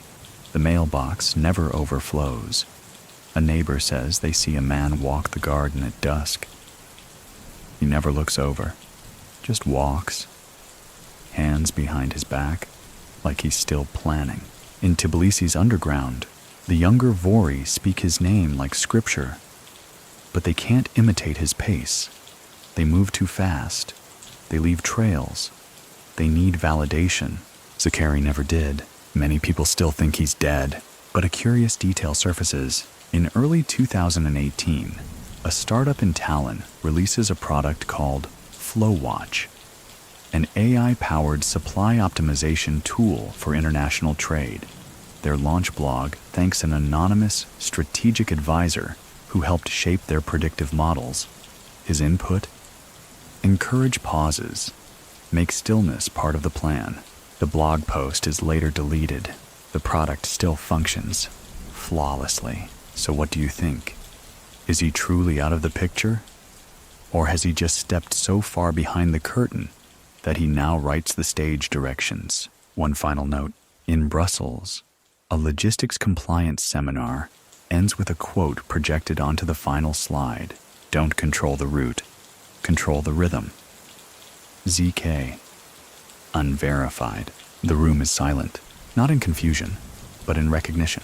In the spring of 2018, a financial compliance officer in Rotterdam, young, sharp, a bit too caffeinated, flags something odd. A chain of shipping invoices passes every test. Timestamps align, signatures match, the declared goods make sense. But there's a pattern in the metadata. Timestamps rounded to the same 5-minute intervals. Too consistent. Almost rehearsed. He raises the issue with the supervisor. The supervisor laughs. That's just Kalashoff math, he says, half joking. The kid asks, who's Kalashoff? Exactly. Because by this point, Zakhary Kalashov has become so thoroughly woven into the global movement of goods and systems that many benefiting from his legacy don't even know he exists. It's a strange kind of power. Not dominance, not terror, but alignment. A tempo embedded deep in the bones of infrastructure. And that's the plan all along. See, Zakhary never wanted a kingdom. Kingdoms fall. What he wanted was a quiet symmetry, a way of making the world function just a bit more smoothly, without asking for credit or permission. But not all ghosts stay silent. In July 2018, the United Nations publishes a report on the increasing automation of gray market logistics. Buried in the appendix is a case study from Eastern Europe, anonymous but suspiciously specific. It describes a self-correcting freight model that adapted to border closures before official announcements were made. One analyst notes that the system seems to predict disruption with more accuracy than the agencies who create it. No one claims authorship, but a footnote attributes the behavioral model to a legacy Eurasian logistics entity with no known CEO, still moving. Meanwhile, in Georgia, an art exhibit opens in an abandoned textile mill. No name, no promotion, just a steel plaque at the entrance. Instructions for disappearance. Inside are a series of installations, rooms staged to look like customs offices, shipping containers, even prison cells. Each contains no people, only light, time, and the sound of recorded wind. The final room? A leather chair facing a blank wall. On the wall, in faint chalk. They only found me because I left something too still. The artist remains unnamed, but the exhibit sells out for months. Elsewhere, people start to see ghosts. In Warsaw, a rail worker swears he saw Kalashoff on platform 6, just standing, reading a newspaper, dressed in gray. He looked up, smiled once, then boarded a train to Vienna. No ticket records, no surveillance footage, just the story. In Madrid, a middle-aged bureaucrat receives a birthday card. No return address. Inside, a single chess piece. The bishop. A note reads, "Sometimes it moves sideways, but always with purpose." She had once testified, quietly, during Kalashoff's trial. So what do you think? Is he simply reminding the world that he's still out there? Or is this part of a broader pattern? A slow re-entry, not into crime, but into design. By now, Zakhary is no longer categorized by law enforcement as a fugitive or active criminal. He's listed under a different file system, person of historical influence, unresolved. A bureaucratic shrug dressed up in paperwork, and yet, money still moves through corridors he built. In 2019, a high-end logistics tech firm in Singapore boasts of a new AI-powered routing protocol. Its advantage? Weighted silence intervals. Pauses that prevent detection by pattern recognition software. A former employee reveals that the algorithm was based on anonymous contributions from a consulting group based in Montenegro. The name of the protocol? Ghost Stream. Back in Montenegro on the coast, a small house sits overlooking the sea. Locals say it's rarely occupied, but once a week, groceries are delivered. The list never changes. Black tea, fresh oranges, a loaf of Borodinsky rye. The delivery boy says the man inside tips well. Always an exact change. Elsewhere, an Italian crime family tries to replicate the Kalashoff model. They decentralize, automate, even outsource corruption. But it falls apart. Too many moving parts. No trust, no rhythm. Because the key to Kalashoff's system wasn't technology, it was discipline. The ability to wait, to observe, to not act until every variable aligned. That's what no one else had the stomach for. Not really. And here's something strange. In 2020, a small publishing house in Zurich prints a limited-run manual titled Operational Silence: How to Build Unseen Infrastructure. Author listed as KZ. It sells out before reviews are published. It never makes it online. One copy ends up in the hands of a policy researcher in Brussels who later testifies to the EU on supply chain resilience. Her primary suggestion? Design systems that don't need a face. Many people still think Kalashoff left the world of crime long ago. But others say, what world of crime? Because when the lines blur, when legal and illegal flow through the same pipes, what you're left with isn't guilt or innocence. It's influence. In late 2020, a shipping container is intercepted in Antwerp. Nothing illegal inside. But the routing sequence matches a pattern logged back in 2002. The officer who catches it pauses. He remembers training years ago when someone mentioned the term Kalashoff loops. He checks the system. No red flags. Still, something gnaws at him. He lets it through, and so it goes. So what do you think? Did he retire into silence? Or is silence now the only language he speaks? Somewhere, in a city you don't expect, there's a man sitting at a window, sipping tea. He checks no screens. He answers no calls. But every now and then, he glances at the clock. Not because he's late, but because he knows precisely when to begin again. By 2021, the legend of Zakhary Kalashov has taken on a weight all its own, one that no longer requires his presence to sustain itself. He is not seen, he is not heard, but still he is felt. Across Europe, Asia, and the Middle East, bureaucrats scratch their heads at shipping discrepancies too clean to prosecute. Audit trails that lead only to retired firms, dead servers, and warehouses that seem to own themselves. The phrase Kalashov's signature is now used in training sessions for financial crime units, code for operations that are perfect in form but hollow in evidence. In Geneva, a compliance officer at a multinational freight conglomerate presents a report during a morning briefing. Her slide shows 20 logistical anomalies across 7 countries.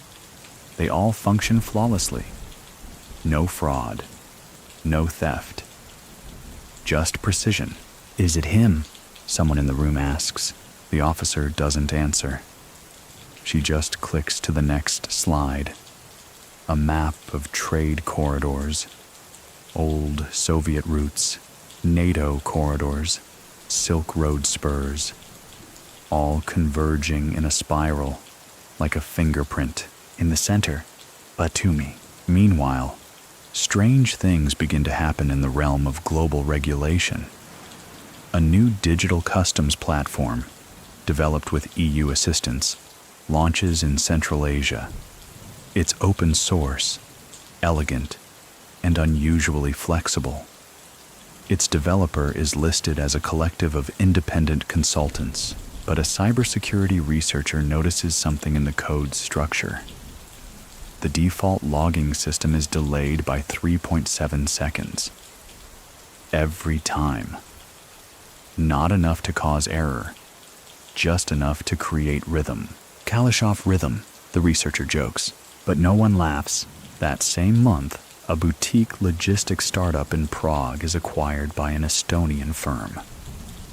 The acquisition is seamless. Too seamless. No bidding war. No due diligence delays. The only publicly shared statement is a vague nod to long-standing operational alignment. The name of the Estonian firm is Method Holdings. Coincidence? Maybe. But when their website launches, it features a slogan across a black screen. We don't control the cargo. We guide its behavior. And then there's the cafe in Marseille, tucked into a side street. No signage. No Wi-Fi. Cash only. The barista is a polyglot with perfect posture. Every third Friday, a man walks in, orders mint tea, and sits by the window.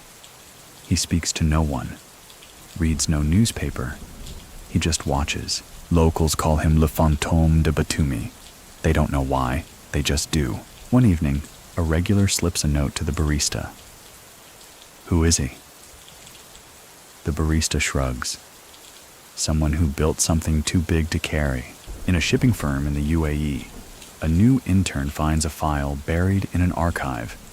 Legacy SOP, Zakhary 93. It's a list of procedures that includes phrases like reduce detectable variation, pause before authorization, and never be the signature, only the margin. When she asks about it, her supervisor goes pale. Delete it, he says. Forget you saw it, but she doesn't. She prints it, framed it, keeps it in her apartment. I'm not even sure it's illegal, she later tells a friend. It just works. So what do you think? If his systems are now embedded in other systems, legal, digital, commercial, has Kalashoff won? Or has he become something else entirely? In Georgia, whispers grow again.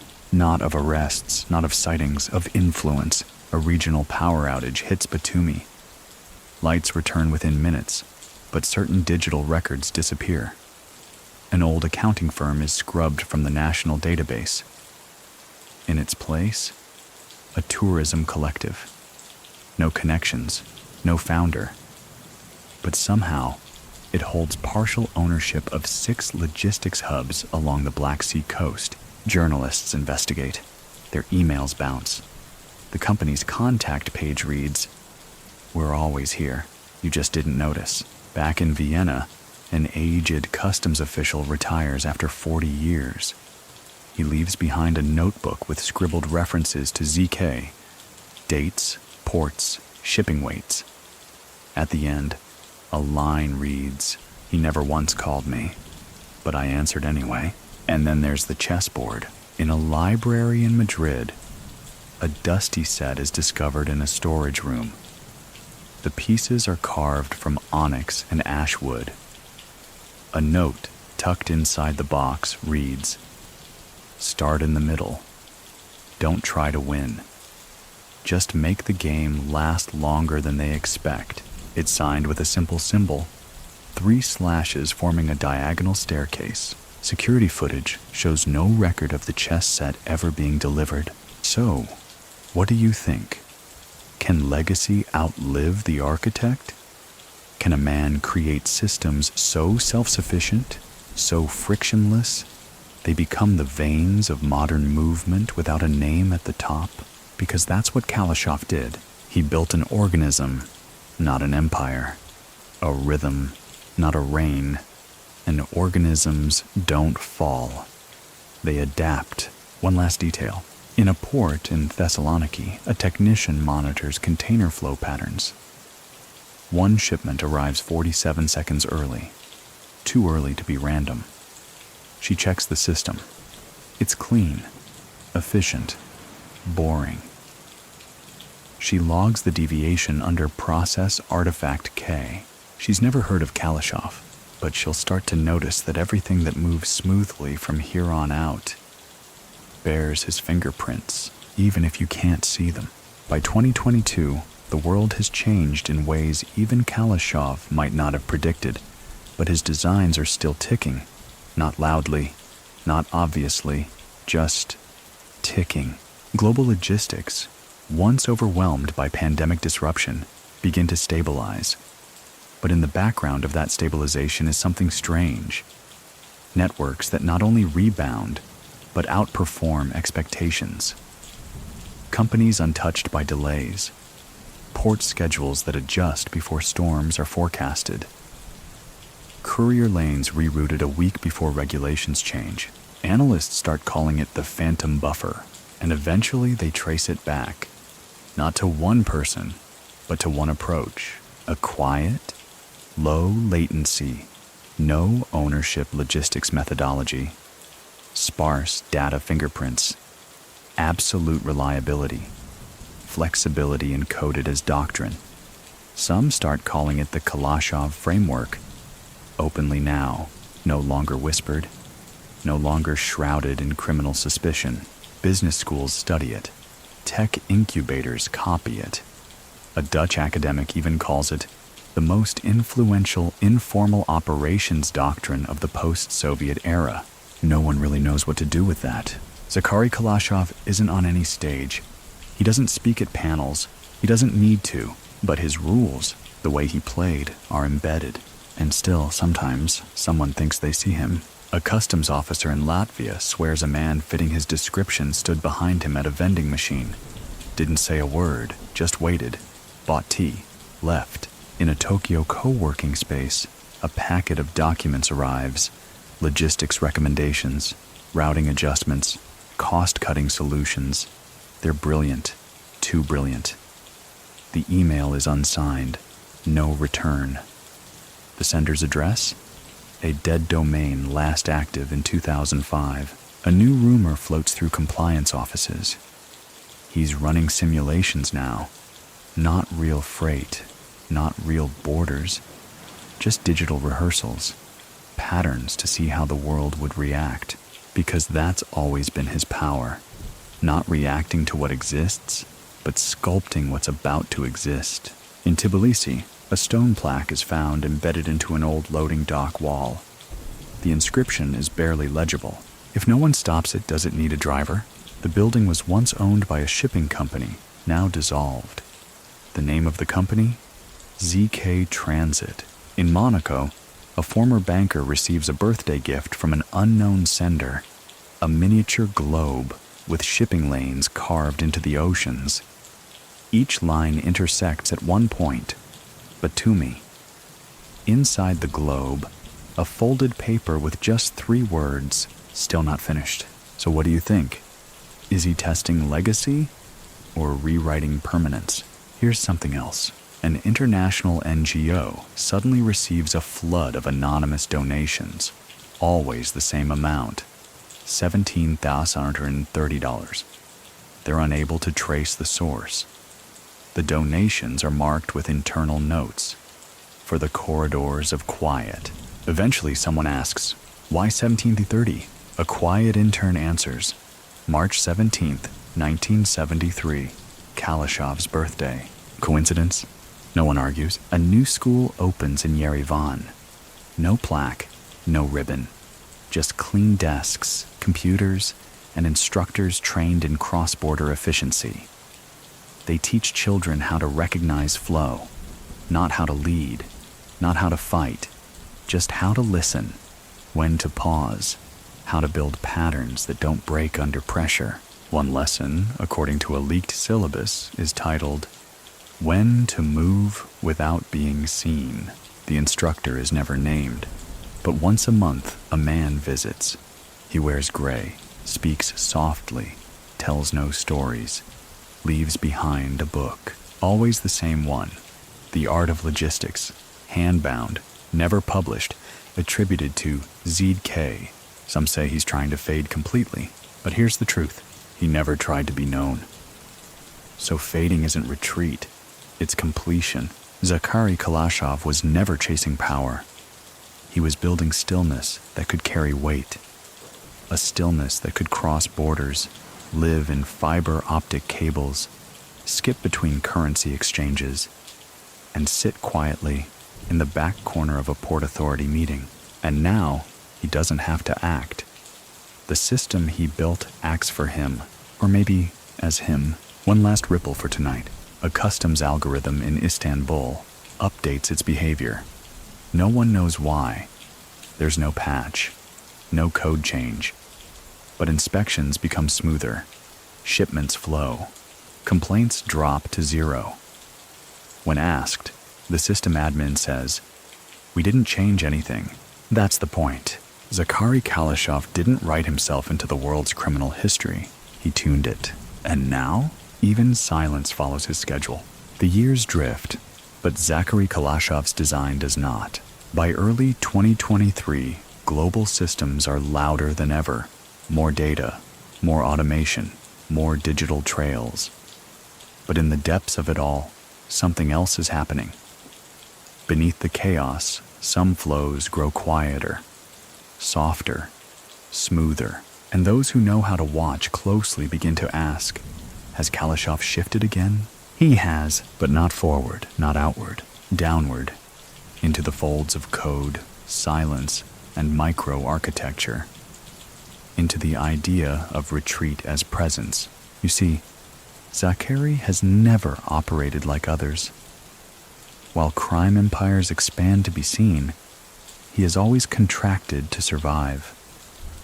But now, in his later years, or what others presume are his later years, he's doing something new, something unprecedented, even by his standards. He's nesting, not nesting like a man preparing to die, but like someone arranging the furniture of his myth, organizing his blueprint so that, long after his last tea goes cold, the system can keep thinking as him.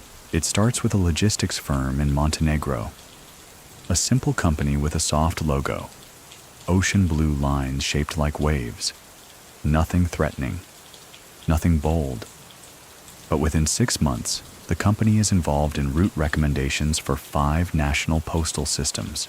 They don't control packages, they just advise efficiencies. Those efficiencies reduce delays by 11%. Authorities smile. No one questions it.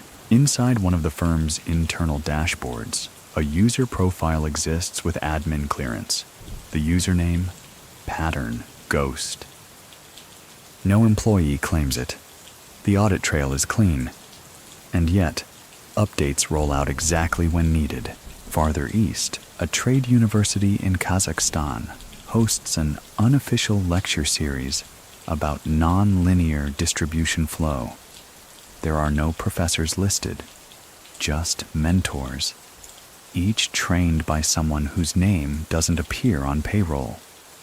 The curriculum includes lessons like invisible authority, delegating without origin, forward time bias in maritime prediction, data without signature. One student posts about it online. The post disappears the next day, so does her account. So what do you think? Is this the echo of a system long since released? Or is Kalashoff, old, hidden, and deliberate, still pressing keys in the dark? One theory suggests that he's using handlers of handlers. Not lieutenants, not bosses, but proxies with no idea they're proxies. A pattern embedded so far from the core that even its limbs don't know they're part of something greater. And then there's the matter of the villa. Yes, that villa, the one in Batumi. For years it stood like a question. Now it's been sold, legally, quietly, to a Georgian architecture collective. But when renovations began, contractors discovered something odd. The basement had no original plans. It wasn't marked, mapped, or braced like the rest of the house, but it had power, ventilation, temperature control, and at the center of the basement, a chair facing a wall, a table with nothing but an ashtray and a book, The Master and Margarita. No dust, no cobwebs. Someone had been sitting there recently.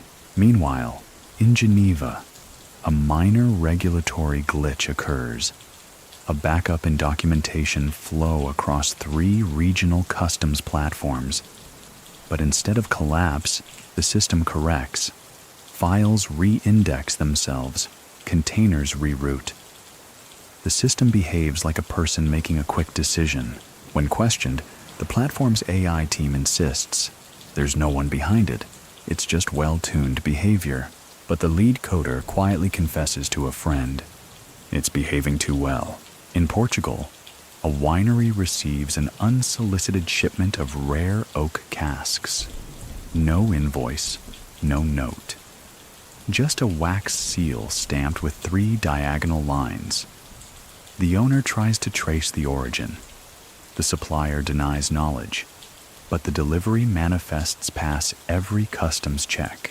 Zakhary always believed that elegance was control through absence, and now it seems he's teaching the world that absence can be total. So, what do you do when the man you're looking for has become the software you're using?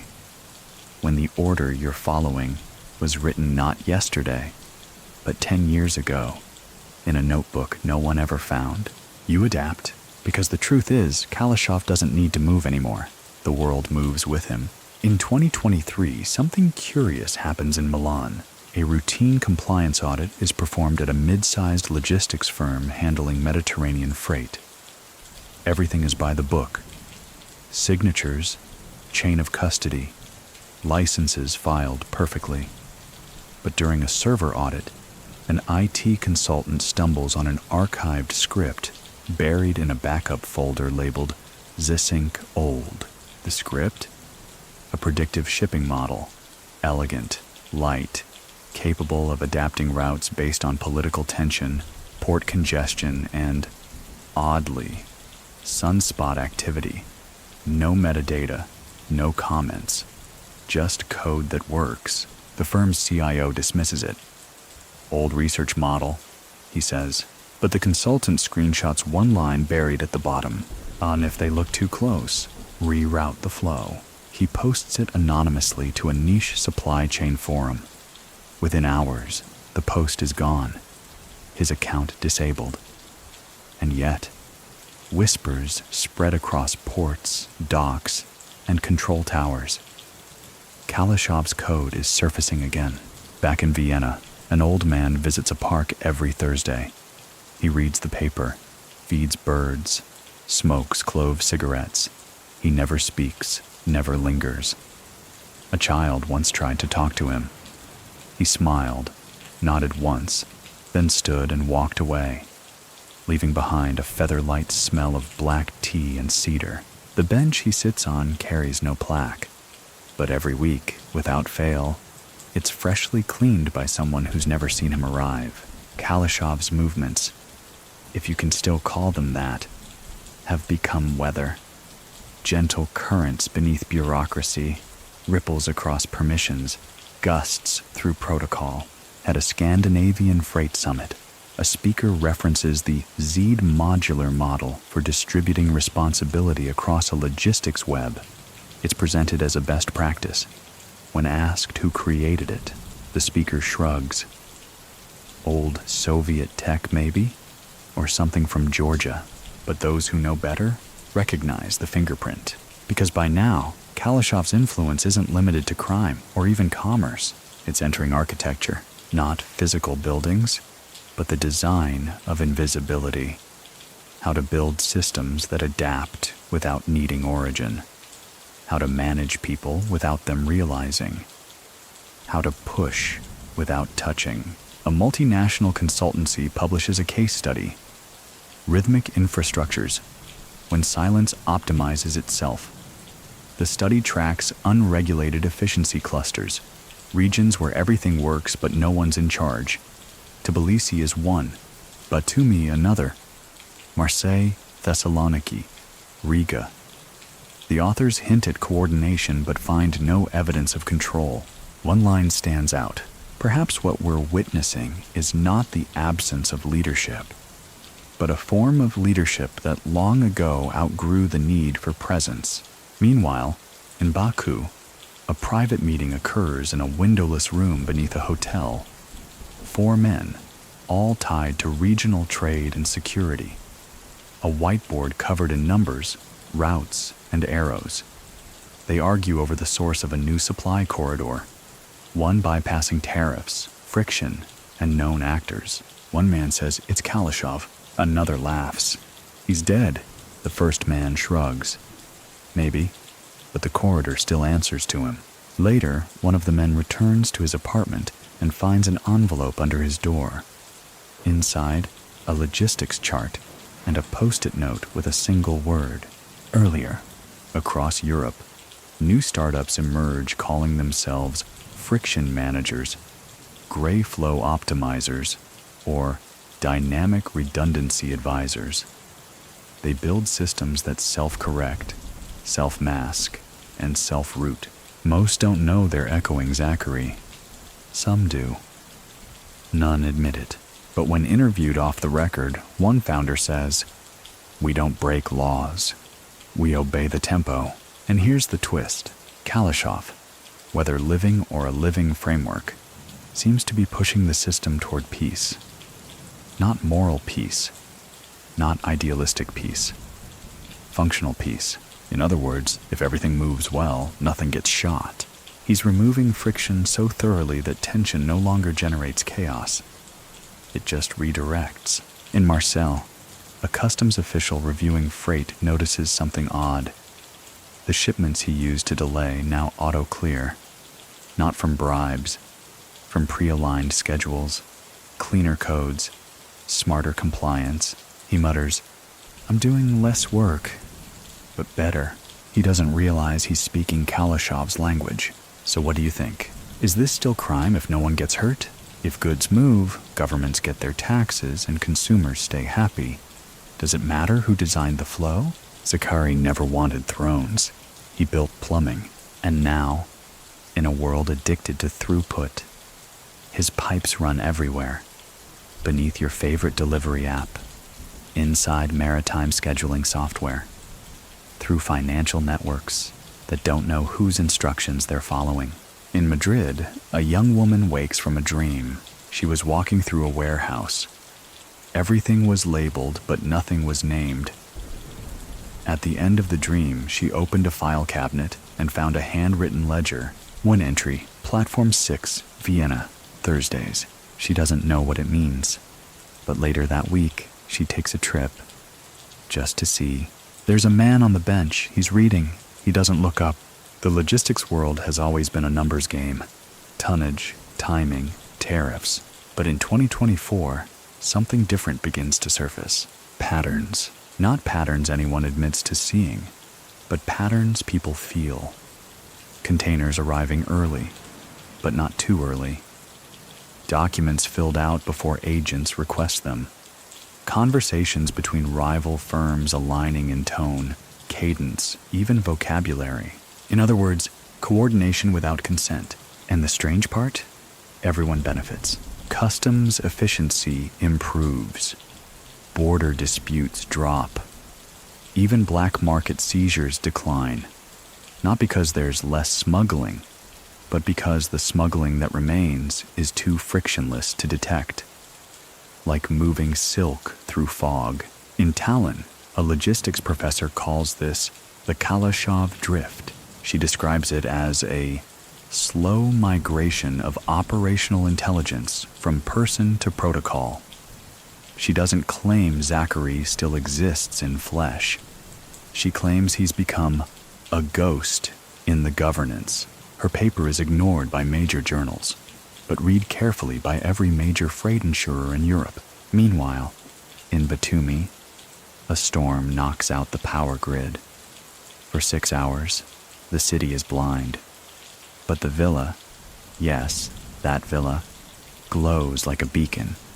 A quiet hum of backup generators. A steady line of light beneath drawn curtains. No one answers the door. But a drone arrives just before sunrise. Drops off a package. Flies away. Inside the package, 3 USB drives. No markings. Delivered to a lawyer's office in Tbilisi with no return address. The drives contain encryption keys, but not to money, to maps, shipping routes, yes, but also telecom backbones, water delivery routes, fiber optic tunnels, not just Georgia, not just the Caucasus, all of Europe. The implication? Someone's been charting infrastructure, not for attack, not for control, but for optimization. The lawyer deletes the files, then leaves the country. And while governments chase each other's shadows, Zakhary's rhythm persists. In Helsinki, a new freight terminal opens under budget and ahead of schedule. The project manager shrugs when asked how. "We got consulting help early on," she says. "Some Georgian group, no name, very polite. Never saw them twice." They left behind a binder labeled Flow Before Form. In Dubai, an AI firm pitches a logistics prediction engine using behavioral load analytics. Their demo shows shipments reconfiguring in real time to avoid geopolitical risk. The engine is trained on over 2 decades of anonymized shipping data, and someone in the back asks, "Did any of that data come from Kalashov's networks?" The CEO pauses, then smiles. "We trained on efficiency, not origin." Zakhary once said, quietly, privately, that the goal wasn't secrecy, it was consistency. To create a system so stable it would stop needing oversight, or names, or even intent. He believed order could become autonomous if designed with enough patience, and now it seems he's done it, because across 3 continents, systems begin to harmonize, without alignment meetings, without treaties, without handshakes. Freight rates stabilize, schedule deviations narrow, even weather disruptions soften, because systems now anticipate before meteorology reports. One academic calls it emergent rhythm. Another says, someone's still tuning the wires. But what if no one is? What if Zakhary's real accomplishment wasn't being at the center, but being unnecessary? In Berlin, a university offers a course titled Decentralized Influence, Models from Informal Systems. One lecture covers the Kalashoff method. No photos, no biography, just principles. Do less, but do it earlier. Give no orders, only conditions. Accept no credit. Build systems that do. A student raises a hand. Did he do this for power? The professor shakes her head. No, he did it for timing. In a coffee shop in Istanbul, a man leaves a folded note on the table. When the waitress unfolds it, she finds a series of port names. The ones listed are all scheduled for partial closure next month. Strikes, inspections, regulation reviews. The note simply says, "Prepare alternatives now." No one claims it. But the cafe's security footage shows a tall man in gray sitting at the corner table for 45 minutes. He ordered tea, paid in cash, tipped €17.03. So what do you think? Did Zakhary build a syndicate that outlived him? Or has he become something else entirely? A whisper in policy, a tilt in logistics, a pressureless presence. The world keeps moving smoother. Not because someone is pushing it, but because something deeper now guides its weight. And maybe that's the final victory. Not being remembered, but being obeyed without ever needing to ask. By mid-2024, the Kalashoff myth has become institutionalized, not in the sense of fame, but in function. Think of it like a river. You don't ask where it started anymore. You just follow the flow. Across Eastern Europe and Central Asia, companies have begun to refer to Z lanes. Not officially, of course, but internally. These are freight corridors that seem impervious to disruption. Routes where permits are always pre-cleared, scanners rarely flag anomalies, and packages arrive.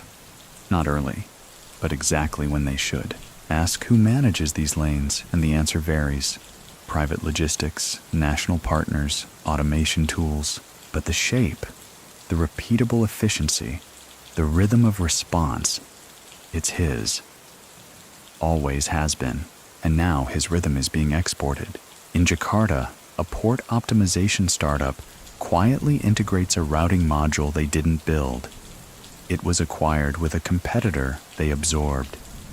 No one can trace its original author, but the code has a unique trait.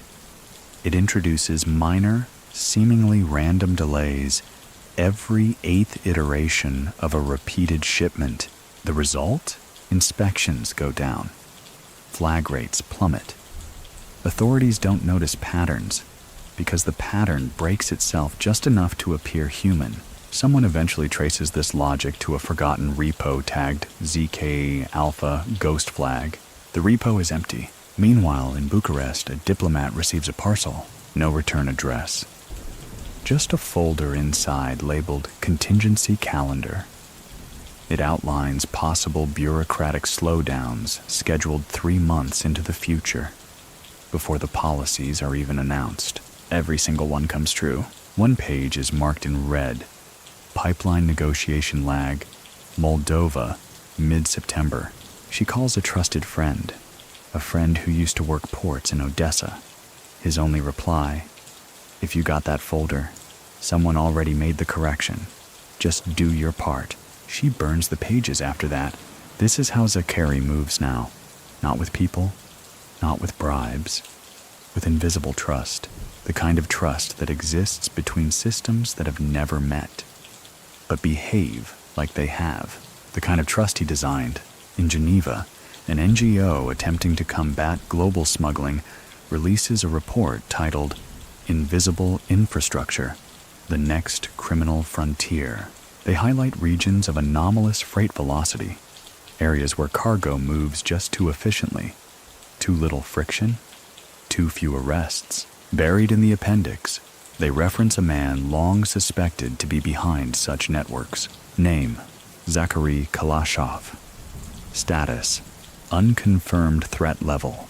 Systemic, not personal. That's the shift right there. He's no longer a man, he's a condition. One theory now dominates the intelligence communities in several countries, that Kalashoff may not even be active and hasn't been for years. But the system he built functions as if he were, and whenever it encounters resistance, it adapts, not to evade, but to reabsorb, to make new threats part of the rhythm, to co-opt scrutiny into its own calibration cycle.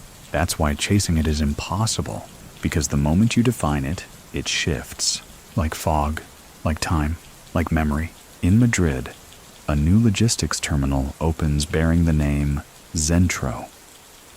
The architects claim it stands for zonal entry optimization, but those familiar with Kalashov's legacy know better. A journalist asks the project director if the name's a nod to anything. She smiles. "I'm not at liberty to say, but it's meant to reflect motion without friction." She's pressed further. She leans in, whispering, "It's about letting the cargo teach you how to move. So what do you think? Is this what victory looks like? Not domination, not recognition, just undeniable continuity." Because Zakhary's final play, whether alive or long gone, was to embed his decisions so deeply into the world's machinery that removing them would mean slowing everything down. And no one wants that. Even those tasked with stopping him would rather benefit from his rhythm than undo his design. Somewhere near Vienna, on a country road, a cyclist passes a small house. The mailbox bears no name, just the letter Z carved into brushed steel. Once a week, a courier van stops by. No package is taken. No one answers the door, but the deliveries keep coming, and in the window sometimes, a curtain moves, just slightly. By late 2024, governments have quietly shifted their stance on Zakhary Kalashov, not from enemy to ally, but from threat to inevitability. There's no longer debate over whether he's alive, only whether it matters. Because the system he built, the rhythm he tuned, has outpaced surveillance, regulation, and even interpretation. It has become part of the ambient infrastructure of modern trade. And here's the strangest part. It doesn't fail. When Russia closes a border, shipments reroute through Turkey. When EU tariffs shift, customs entries pre-adjust. When civil unrest hits Central Asia, medical supplies arrive without being requested. No one claims credit. There are no headlines. just boxes delivered where they need to be, on time, under budget. That's what Kalashoff designed. Not power, not fame, fluency. In Oslo, a data engineer at a freight consortium notices her predictive tool is anticipating problems before they occur, not reacting, preempting. She digs into the engine, finds an internal logic module labeled ZEED pattern. She flags it for audit. Legal tells her to let it run. Whatever it's doing, they say, don't break it. She doesn't sleep for days after that. In Tbilisi, an elderly man enters a bakery every Tuesday at 7:05 a.m. He orders the same loaf, pays in exact change, sits at the same table by the window, never speaks unless spoken to. Once, the young cashier nervously asked if he'd like to sign up for their loyalty program. He smiled softly and said, "I'm loyal to rhythm." Meanwhile, something stirs in Brussels. A closed-door symposium of EU logistics analysts is held to review unexplained efficiency trends. Someone uses the term Kalashoff entanglement, the tendency for isolated improvements across multiple countries to sync without communication. A British delegate jokes, maybe he's still running things from a bunker. No one laughs, because they've all seen the patterns. One of them shows a graph. 15 trade zones with documented Kalashoff influence from the early 2000s. All 15 are outperforming their neighbors, without new funding, without political protection, without clear management. It's as if the wires still remember his hands, she says. In Kazakhstan, a truck driver receives his next day's route through a familiar app. But the update includes a change. One bridge avoided, one rest stop skipped. Later, that bridge is closed due to structural failure.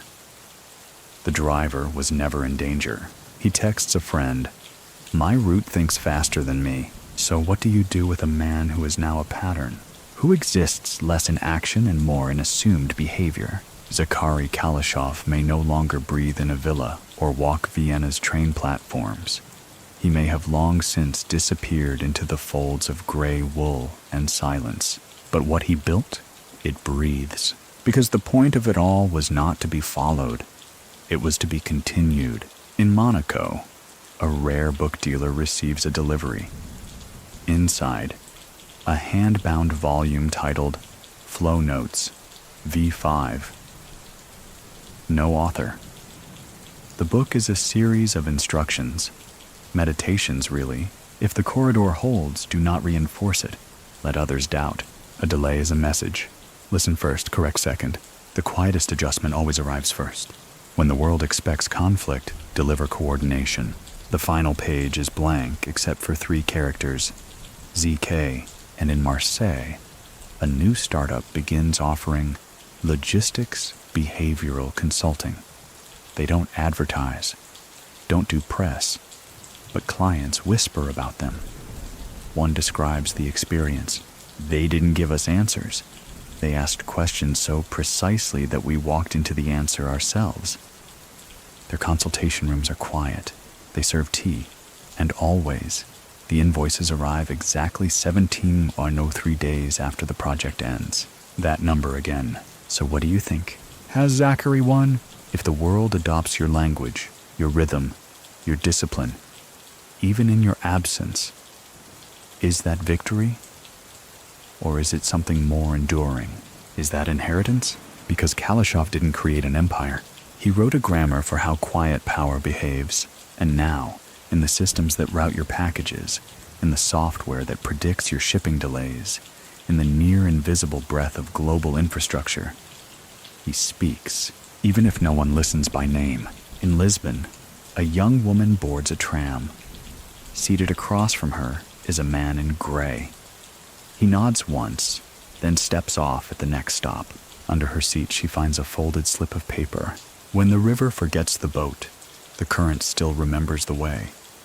The world spins faster, but Zakhary Kalashov's tempo holds steady.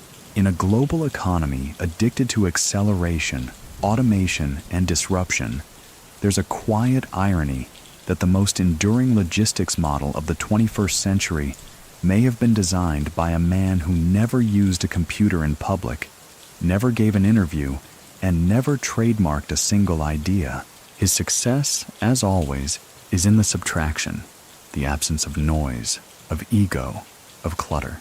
And by late 2024, the subtraction has become sacred. In Berlin, a research team at a top-tier university publishes an internal paper titled Temporal Economies, the Kalashoff Hypothesis. It argues that time, more than money, legality, or labor, has become the most valuable currency in global movement. The paper outlines what it calls soft infrastructure interventions, small, barely detectable changes to bureaucratic expectations that result in massive flow improvements over time. Their primary case study? A series of Eastern European customs updates between 2008 and 2013 that appeared disconnected. But when sequenced according to Kalashov's known ports of influence, formed a cascade of frictionless clearance. The kicker? No policy ever cited these changes as coordinated. The conclusion?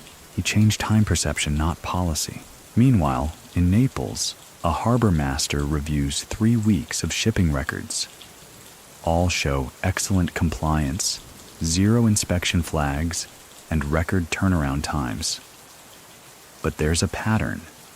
Every 28th shipment logs a minor system pause. Nothing harmful, just a heartbeat. The IT department blames it on load balancing. The harbor master calls an old contact in Marseille. The contact answers only with, "Zakhary liked the lunar calendar." In Yerevan, a retired professor teaches a small circle of students from his apartment. No school affiliation, no grades, just learning. His topic? Power without signature. On the wall, behind his desk, hangs a photo of a young man standing alone on a Tbilisi balcony. The image is blurred. No name is written. But when students ask who it is, the professor only says, "The one who disappeared the best." So what exactly does disappearing well look like? It's not erasure, it's integration. And by now, Kalashoff has integrated into every layer of quiet function. The staggered update protocols, the courier hierarchies with no bosses, the shipping lanes that shift before the tide does. You can't extract him, because there's no longer a him to extract, just his logic, his fingerprint, his weather system. In Singapore, a multinational logistics firm beta tests a new flow optimization AI. The algorithm performs beyond expectations, solving congestion models no one programmed it to account for. When questioned, the developer admits they fed the AI anonymized legacy data from the early 2000s. The source? A dissolved Georgian freight company. The training label? ZK Mirror 1. The AI nicknames itself? Ghost Lane? No one programs that either. And yet, despite the rise in legend, Zakhary himself remains a memory with no clear origin point. No obituary, no sighting with certainty, no leaks, only gestures. Like the envelope found tucked into a customs inspector's drawer in Sofia. No handwriting, just a diagram of 3 ports and a timestamp circled in red. That timestamp matches the moment a Turkish carrier reclassifies its shipment declaration system, resulting in 6 fewer checkpoints across the Black Sea. The inspector never tells his boss. He just folds the paper and slips it into his wallet. So what do you think? If the world begins to function better through invisible influence, are we still talking about crime? Or is that simply evolution? Because Kalashov's final form may not be a person at all, but a correction. A silence that slides in behind the noise and fixes what needs fixing. No manifesto, no demands, just a pause, a redirection, a rebalancing. In Dubai, a fintech platform releases a patch to streamline global remittance approvals. The lead dev, in an internal changelog, jokingly titles the update, Kalashoff 2.0, Respect the Delay. Within a week, error rates drop by 14%. And then, of course, there are the sightings. In Krakow, a street artist claims a man in gray watched her paint for an hour. then left behind a single brush dipped in gold pigment. In Baku, a hotel clerk swears she checked in a guest under the name ZK. No passport scanned, no luggage. But he tipped her 17 Azo 3s. In every case, the witness hesitates. Maybe it wasn't him. Maybe it was just the echo. But that's how you know the rhythm's intact. Because ghosts don't haunt, they manage. In early 2025, a young cybersecurity analyst working for a European freight conglomerate stumbles upon something strange. A recurring network ping, barely detectable, originates from a set of servers long thought decommissioned. The ping follows a strict pattern, waking and resting like a heartbeat, but no one can locate the source. She traces the digital footprints back to a cluster of virtual machines hosted in obscure jurisdictions, registered under names with no known business activity. Curiously, the machines run an algorithm that models complex trade flows, predicting disruptions days before any official announcement. She calls it the Kalashoff pulse. Her report is classified almost immediately. Meanwhile, in Tbilisi, an elderly librarian watches the streets from her window. Every Thursday, a man in gray walks past, head down, hands in pockets, never stopping, never looking back. Sometimes she thinks she sees a faint smile just before he disappears into the city's bustle. She keeps a small, worn book on her shelf, The Art of Logistics, its pages yellowed and edges soft. A gift, perhaps, left long ago, she whispers to herself, still moving. Back in Rotterdam, a consortium of port authorities launches an initiative to study invisible efficiencies. The study focuses on ports with unusually low delays, untraceable cooperation networks, and digital handshakes that defy regulation. The final recommendation is clear. Study decentralized, adaptive flow networks as models for resilience. The study's lead author, asked about inspiration, only smiles and says, "History teaches us in whispers." A rare interview with a former associate of Kalashoff surfaces in an underground podcast. The man speaks softly, deliberately, describing a code not of violence, but of patience. "He taught me," the voice says, "that real power isn't shown. It's felt in what doesn't happen." The episode goes offline within 24 hours. So what do you think? Has Zakhary Kalashov become more than a man? More than a myth? More than a movement? Or is he simply the pattern we fail to see behind all that moves? In a quiet room somewhere in Europe, a chessboard waits. The pieces are set mid-game. A note reads, "The next move is yours." And somewhere, unseen, a gray coat watches the clock. In the stillness of 2025, the echoes of Zakhary Kalashov's legacy reverberate through new corridors, digital, physical, and somewhere in between. In a tech incubator in Tallinn, a team debuts an AI-powered logistics platform named FlowGhost. Marketed as the future of supply chain resilience, it leverages predictive analytics and adaptive routing, remarkably mirroring patterns observed in decades-old trade data linked to Kalashov's sphere. The founders refuse to discuss their inspiration, but an offhand comment in an interview hints at studying legends of invisible systems. Investors take note. Across the Black Sea in Batumi, a small memorial garden grows, untitled, unmarked. Locals tend it quietly, leaving fresh flowers each week. An inscription in Georgian reads, "To the rhythm of silence, and those who listen." Tourists pass without notice, but for those who listen carefully, the breeze carries a faint murmur, like footsteps on cobblestones fading into the night. In Warsaw, a shipping logistics conference draws a crowd. The keynote speaker outlines a new operational doctrine inspired by non-linear control systems and emergent flow dynamics. The audience watches a slide labeled Kalashoff model when absence is presence. Afterwards, a young analyst murmurs, "It's less a model, more a prophecy." Meanwhile, in Lisbon, a quiet cafe known for its strict no-phones policy welcomes a gray-coated visitor every Tuesday at 7:03 a.m. The barista never asks his name, and he never volunteers it. He orders black tea, pays $17.03 exactly, and reads a book, always the same one. The cafe's tip jar grows heavier, filled with crisp bills and coins in exact denominations. One day, a regular customer whispers, "He's still here, moving in silence." So what do you think? Is Kalashoff's story one of a man, or of a rhythm, a current, a flow that transcends flesh and time? Because in the end, that's what he built. A movement too subtle to name, too vast to stop, and perhaps the most powerful thing of all, an invisible hand guiding the quiet pulse of a world always in motion.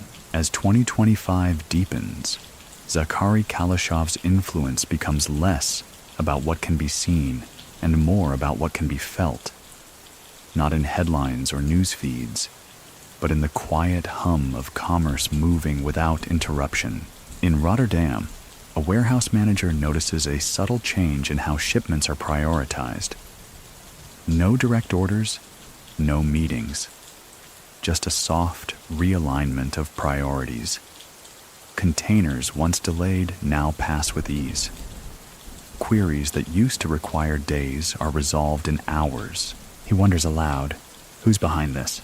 A coworker smiles knowingly and replies, someone who's always been there, just out of sight. In a small town near Marseille, a retired customs official receives a letter. No return address, no signature. Inside, a single phrase. Order is the art of anticipating absence. He pins it to his bulletin board, next to faded photos of a man he once knew. A man who disappeared long ago, but whose presence still shaped everything. Meanwhile, the digital world pulses with Kalashoff's unseen legacy. New algorithms mimic his methods. Silent adjustments, staggered delays, invisible corrections. An anonymous coder posts online. We call it the Kalashoff effect. When a system fixes itself before anyone notices it's broken, the post is deleted within minutes. The author disappears. In Vienna, a historian publishes a biography not of a man, but of a method, the silent Syndicate. How one man changed global flow. She writes, Kalashoff's genius wasn't crime. It was rhythm. He taught the world to move, not faster, but better. Her book is translated into 5 languages, but no one knows where she got her sources. So what do you think? Is Kalashoff the man who became a system, or the system that became a legend? Because somewhere, in the spaces between shipments, servers, and shadows, his story continues, not with a bang, but with a whisper, a pause, a flow. And in that flow, the world keeps turning, quietly, steadily, unstoppable. In a cafe in Tbilisi, the barista pours black tea into a delicate cup. She sets it on the table beside a folded note. The note reads, "The rhythm is alive, and you are part of it." She smiles softly, knowing some stories don't end. They only evolve. Now, as we arrive at the last chapter of this quiet journey, it's important to remember, Zakhary Kalashov's story is not just about a man. It's about an idea, a pulse, a pattern. He taught us that power doesn't always roar. Sometimes it whispers. Sometimes it waits. Sometimes it moves so softly that the world barely notices its touch. And maybe that's the greatest lesson of all. In a world obsessed with noise, with speed, with flash, Kalashoff built something different. A rhythm so steady, so unshakable, that it outlasts those who try to define it. His legacy isn't just warehouses or shipping lanes. It's the very flow of commerce, the unseen gears that keep goods moving, lives connected, and systems humming. In the end, he became less a man and more a force of nature, not bound by flesh, but by influence. And as you close your eyes tonight, imagine that rhythm, soft, persistent, unyielding, the steady beat beneath the chaos, the silent Syndicate's heartbeat, and in that stillness, find peace. Now, as you drift deeper, let the soft cadence of this story lull you. Feel the weight of the quiet moments, the gentle footsteps, the unspoken agreements, the invisible hands guiding the flow. Let the rhythm slow with your breath. Each inhale drawing calm, each exhale releasing tension. Picture the distant port at dawn, mist hovering over calm waters, the faint creak of ships preparing for their journeys. The world moves steadily, assuredly, even in silence. There is comfort in systems that work unseen, in patterns that hold firm beneath the surface. You are part of that flow, connected to rhythms larger than yourself. So rest now, knowing that even in stillness, movement continues. And as sleep takes you, may the quiet strength of this tale carry you gently through the night.